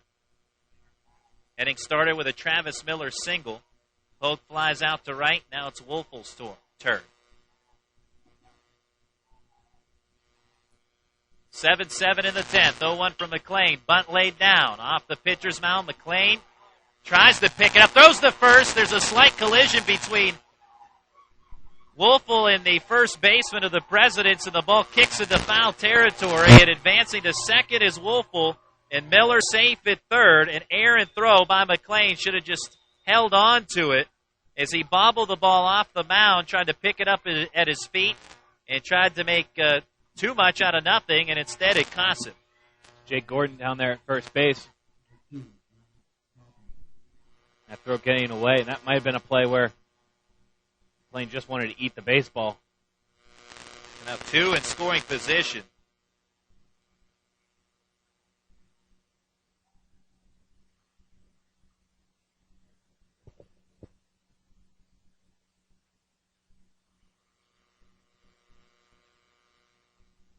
Two errors on that play, I believe. Is that correct? We're still debating. So it'll be an error to start on the initial bobble by McLean that allows Wolfel to reach. And then the errant throw that moves the runners along to second and third.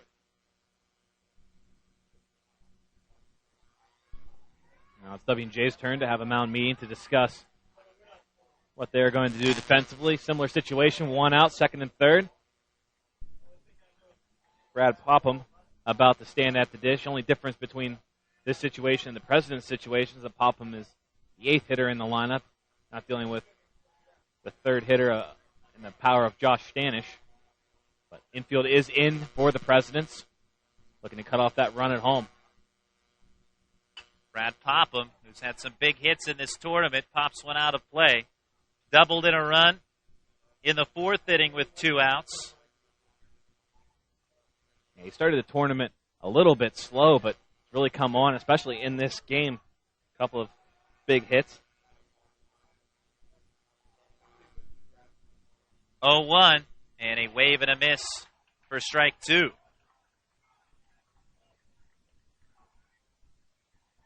And what McLean's looking for here is a strikeout.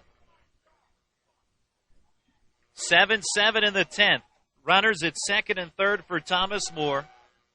With the infield pulled in for W&J, Cal McLean would love a strikeout here. And the 0-2 to Popham. Fastball high. He was going for that strikeout, but Popham, not even slightly tempted, lays off. I think he might go back with the heater, maybe something a little bit lower. I don't know that you want to risk anything in the dirt. Runner on third. And current conditions and situations do not want to uncork that wild pitch. Go straight heat. 1-2, fastball. Check swing at an off. No swing. 2 balls and 2 strikes. You know, the good fastball pitcher. And as you said, the field conditions certainly damp here at Ross Memorial. Well, you always want to be beat at your best, too. And McLean's best is that rocket. 2-2. Fastball fouled right back in my area. Boy, that netting, that almost a little bit of a kickback there. I still didn't move. What's that? We're professionals. We've done this before. 7-7 game in the 10th. Another 2-2 pitch from McLean and a fly ball hung high to right center. McIlvain camps under, makes the catch, stumbles, and he'll have no throw. Tagging from third and scoring is Miller, and the Saints take an 8-7 lead. Staying put at second base is Marcus Wolfel. Like he didn't have his footwork right, didn't have his momentum going towards home, and then by that time, wasn't worth trying to throw. W&J did appeal to third base. Third base umpire says that was a good tag up. And Thomas More takes the lead. Now 2 outs in the inning. Sack fly to right, 8-7 Saints. With 2 down, it's Tyler Graber. Singled in the third, reached on an error in the fourth.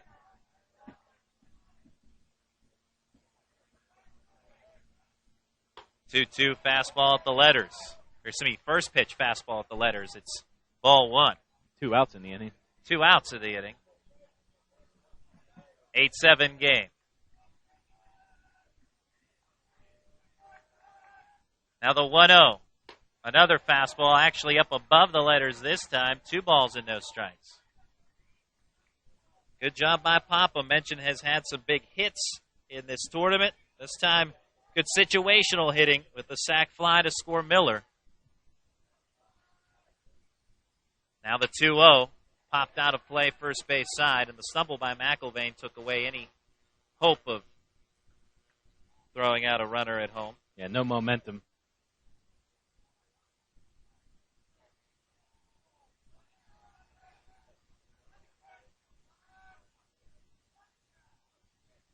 Two-one pitch. Downstairs on the heater. as McLean falls behind right-handed hitting Tyler Graber.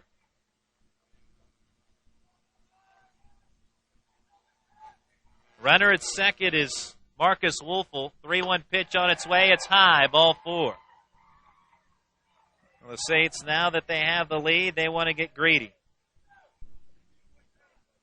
Casey Metzger, 1 for 5, has reached twice. Singled and scored in the 7th.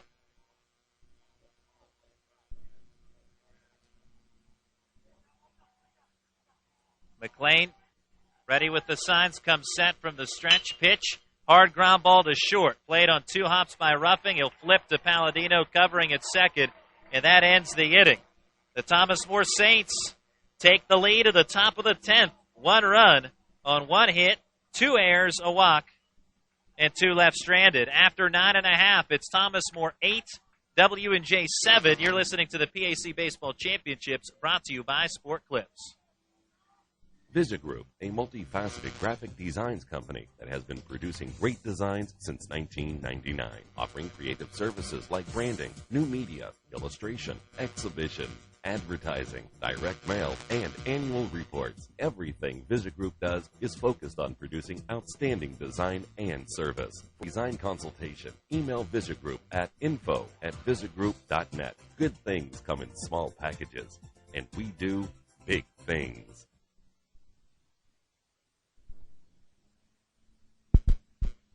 When you're seriously in debt, you know that feeling. It returns every time the phone rings. Things are out of control. A job you were counting on didn't come through, or you got sick. No matter how it got to this point, your creditors don't care or understand. But I do. I'm attorney Dan Foster, Mr. Debt Buster. I'm not here to judge. I'm here to help. Call 877-673-3282 or visit MrDebtBuster.com. There is a way out, and I'll help get you there. Foster Law Offices is a debt relief agency helping people file for relief under the U.S. Bankruptcy Code.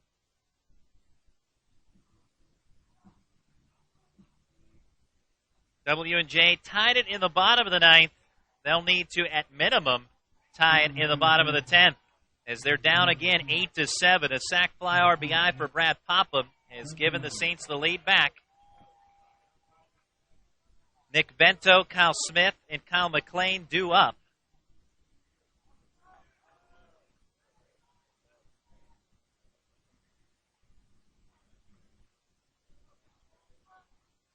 Nick Bento digs in. He's 0 for 4 with an RBI ground out today.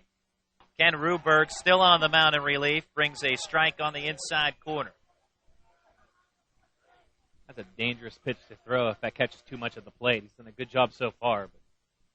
0-1 outside this time. 1 ball, 1 strike. A breaking ball that starts at the hitter or the inner part of the plate and breaks back over the plate.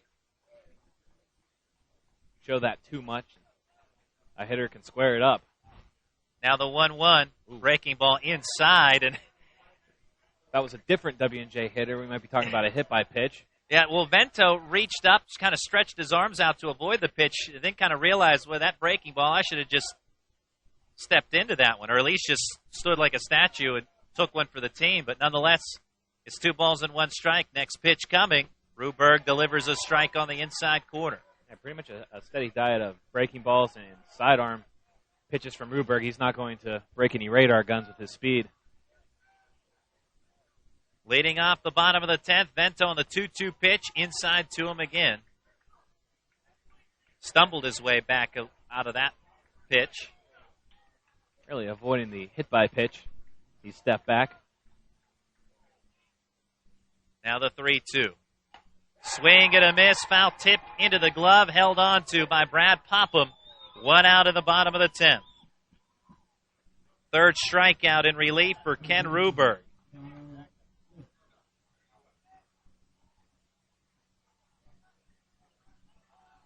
Ruberg trying to earn the win in relief after giving up the lead at the bottom of the 9th. Ruberg pitches to Kyle Smith, who's 2 for 3. Strike 1. A lot of soft pitches from Ruberg in this inning. Smith, 2 singles, 2 runs scored, also hit by a pitch way back in the 1st. We're in the 10th. 0-1 fly ball, right center field coming in. just a shade to his left to make the catch. Casey Metzger, 2 outs in the bottom of the 10th. Hit on a line by Smith, but more or less right toward Metzger. It only tailed slightly away from him. And here is Kyle McLean. McLean 3 for 4, 3 singles, 2 RBIs, and a stolen base. The Thomas More Saints 1 out away from winning a championship. It would be their first since 2011. Ruberg deals. Breaking ball is a strike. Saints 8 runs on 13 hits, 3 errors. W&J 7 runs on 12 hits and 3 errors. 0-1 from Ruberg. Strike 2 on the outside corner.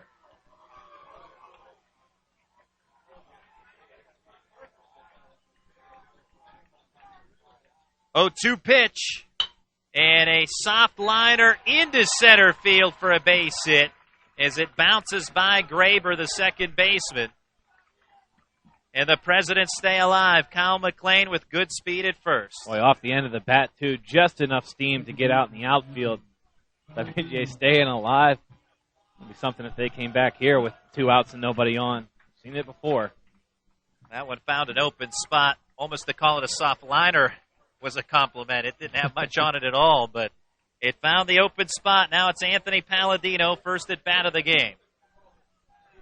8-7 Saints. In the bottom of the 10th, Palladino goes after the first pitch, pops it up, foul territory. First baseman Heisen makes the catch up against the fence, and that's your ball game. The Thomas More Saints are the PAC champions. Now, congratulations to them. Huge dog pile on the pitcher's mound by all the Saints. A tremendous effort. A lot of adversity, being down in their first matchup against W&J, 6-0, coming back to win that game. Again, another deficit here today, having to come back down 5-1 and outlast that rain delay. Tremendous, tremendous effort by them. The comeback kids of this tournament, the Thomas More Saints. They rally from 6 down yesterday. They rally from 4 down today. As you mentioned, Justin dealt with a 2-hour rain delay, as did the Presidents, of course. The Presidents were down by a run at the time of the delay.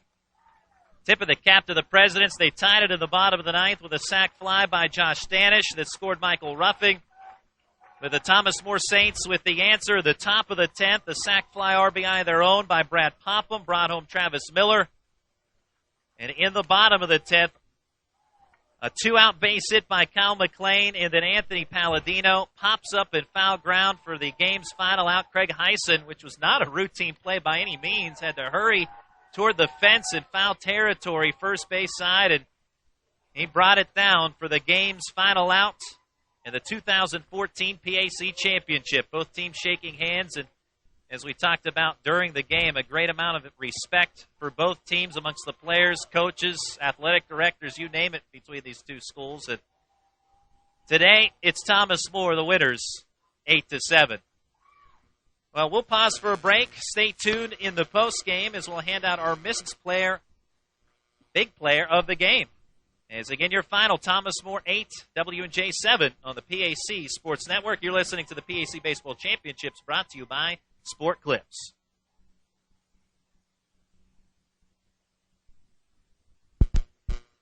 Mr. Big Sports Grill and Tap Room, Washington's premier sports restaurant, offering an all-day lunch and dinner menu featuring a wide variety of items, including Mr. Big's platter, ribs, boneless wings, and shrimp. Stop in and enjoy what's on any of their 25 HD TVs, or relax on the fully seated patio. Open 7 days a week from 11 a.m. till 2 a.m. with live entertainment every weekend. Located at 595 Racetrack Road off I-79 at exit 41, down from the Meadows. Mr. Big.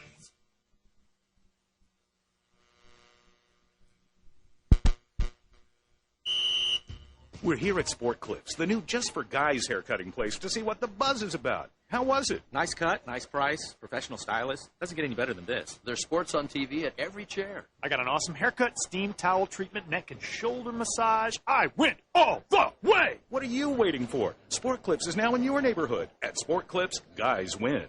With 2 locations in Washington County, at the McMurray Shops in Peters Township and at Trinity Point in Washington. Yo, what's up? This is the Black Eyed Peas, and we're here for RAD, recording artists, actors, and athletes against drunk driving.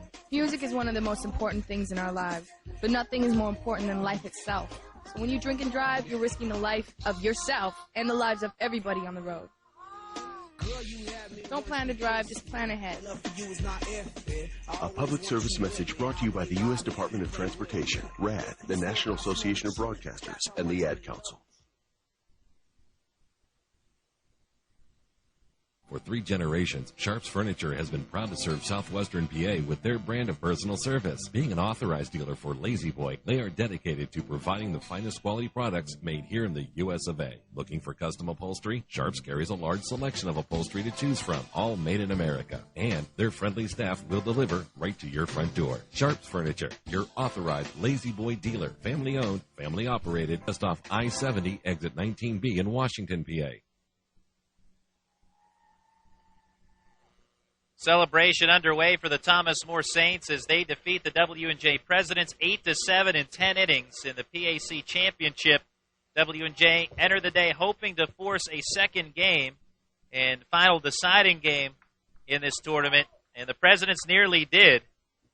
They led it 5-1 after 3 innings. The Saints came up with 3 runs in the 4th to cut it to 5-4. The Presidents with what seemed to be at the time a big insurance run. RBI single by Michael Ruffing in the 6th inning, upped it to 6-4. The Saints 3 RBIs in that frame by Jason Handley, Craig Heisen, and Travis Miller to give the Saints a 7-6 lead. We went to the bottom of the 8th inning with 2 outs and nobody on for W&J at 3:38 p.m. A weather delay.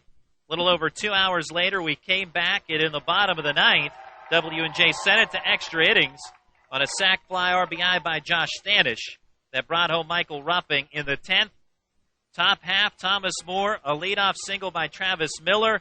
He ultimately would come around to score on a Brad Popham sacrifice fly RBI to make it 8-7. And Ken Ruberg, despite allowing a 2-out single to Kyle McLean, earns the victory as he gets a pop-out in foul territory of Anthony Palladino.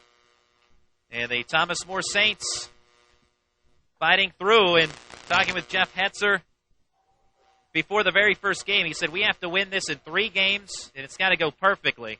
Well, it absolutely did for the Thomas More Saints. Yeah, everything fell the right way for Thomas More, able to win it in 3 games. Today's pitching lines, way back when the game was started, around just after 1 o'clock by Andy Ronker of the Saints. He went 6 1/3, gave up 10 hits, 6 runs. Only 2 of those were earned. Struck out 2, did not walk a batter, but did hit 2 batters. He was relieved by Ken Ruberg, who went 3 2/3, ended up doing a great job despite giving up the 1 run in the 9th because of the Thomas More pitching situation and working around that rain delay. He pitched into the rain delay, pitched after the rain delay. 3 2/3, 3 hits, 1 run. It was earned 3 strikeouts, and Coach Hetzer, I think, just got a Gatorade bath down on the field. Yeah, Joe Toscano of the Observer reporter interviewing Jeff Hetzer, and while Hetzer's back was turned to the dugout, the Thomas More Saints snuck up on him like Harry Carson of the New York Giants. Gatorade shower for Jeff Hetzer. And so the celebration continues on, but as you were saying, Justin. Ruberg gets the win. He's 1-0 on the season. W&J starter Jared Barrett went 6 innings, gave up 11 hits. 6 runs, 5 were earned, struck out 5. Eddie Nogue relieved him, 2 innings, 1 run, 1 hit. And Kyle McLean, hard luck loser in this game, 2 innings, 1 run, just 1 hit, and that run unearned. But he had a little bit to do with that with a throw-in miscue in that 10th inning. So great job again by Thomas More, great job by W&J. We saw some good games in the tournament. This one had a little bit of everything. Comeback, rain delay, extra innings. I don't know what more you could find in a championship game. Yeah, walk-off win yesterday in the tournament. We've seen some great games, and the finale, extra innings with the rain delays you talked about. We had just a little bit of everything in this 3 days that we had here at Ross Memorial Park. The folks here at W&J, big thank you to them. Scott McGinnis for the hospitable location here in the corner of the press box at Ross Memorial, and it's our third year in a row here, so certainly I guess you could say our home away from home in a sense. And a tip of the cap to the presidents of this senior class. Talking with Jeff Mountain in the pregame show, he had talked about how special this 2014 senior class has been from their sophomore years on, or from day one when they put on a W&J uniform, quite frankly. And while their title reign comes to an end today and currently hugs around out in shallow left field between those seniors of the presidents, memorable moments over the course of their careers, including the championship won last year. And it comes to an end today, but we wish those guys the best of luck in the future and honor their careers. Just an outstanding 4-year career at W&J. Yeah, some unforgettable players, some record-breaking players, career wins leaders in that senior class, the school's career hits leaders in that senior class. So new faces will have to replace Josh Stanish, Eddie Nogay, and some other very important pieces of this baseball program next year. But just another line in the legacy that is turning into a very nice program here at W&J, the baseball program under Jeff Mountain. And for Jeff Hetzer and his group, congratulations to them. PAC champions they bring back that title, first title since 2011. They had won back-to-back in 2010 and 2011, and regulars in this tournament since entering the PAC. Jeff Hetzer and the Saints win it here in 2014 in dramatic fashion and in comeback fashion as well. Time now to hand out our Mr. Big's Big Player of the Game. Brad Popham, our player of the game today. He was 2 for 4 today, an RBI double in the 4th inning, a part of the early rally for the Saints, also a single in the 6th, and the game-winning RBI, sacrifice fly RBI in the 10th inning. Got off to a slow start in this tournament, but today with some big RBI base hits, player of the game. Another guy down at the bottom of that Thomas More order. They're able to hit all through the lineup, and we saw that this tournament. Tyler Graber played a big part in the first game, and Brad Popham certainly instrumental, plus some big plays behind the plate, some plays that will sort of go unnoticed, too, blocking balls, keeping runners at bay. So all-around great effort by him today for Thomas More. So congrats to Popham and the Saints as they advance to the NCAA tournament now with the automatic bid claiming the PAC crown.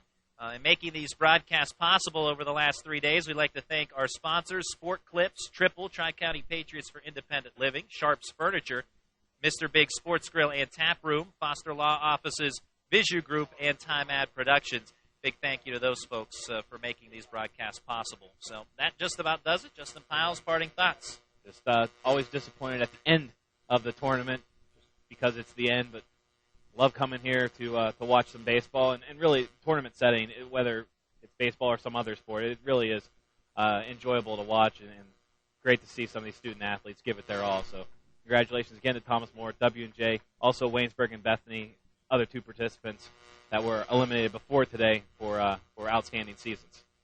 In 10 innings, Thomas More, 8 runs, 13 hits, 3 errors. W&J, 7 runs, 13 hits, and 3 errors. The Saints, the 2014 PAC champions.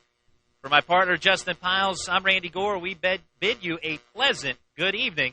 On the PAC Sports Network, you have been listening to coverage of the PAC Baseball Championships brought to you by Sport Clips.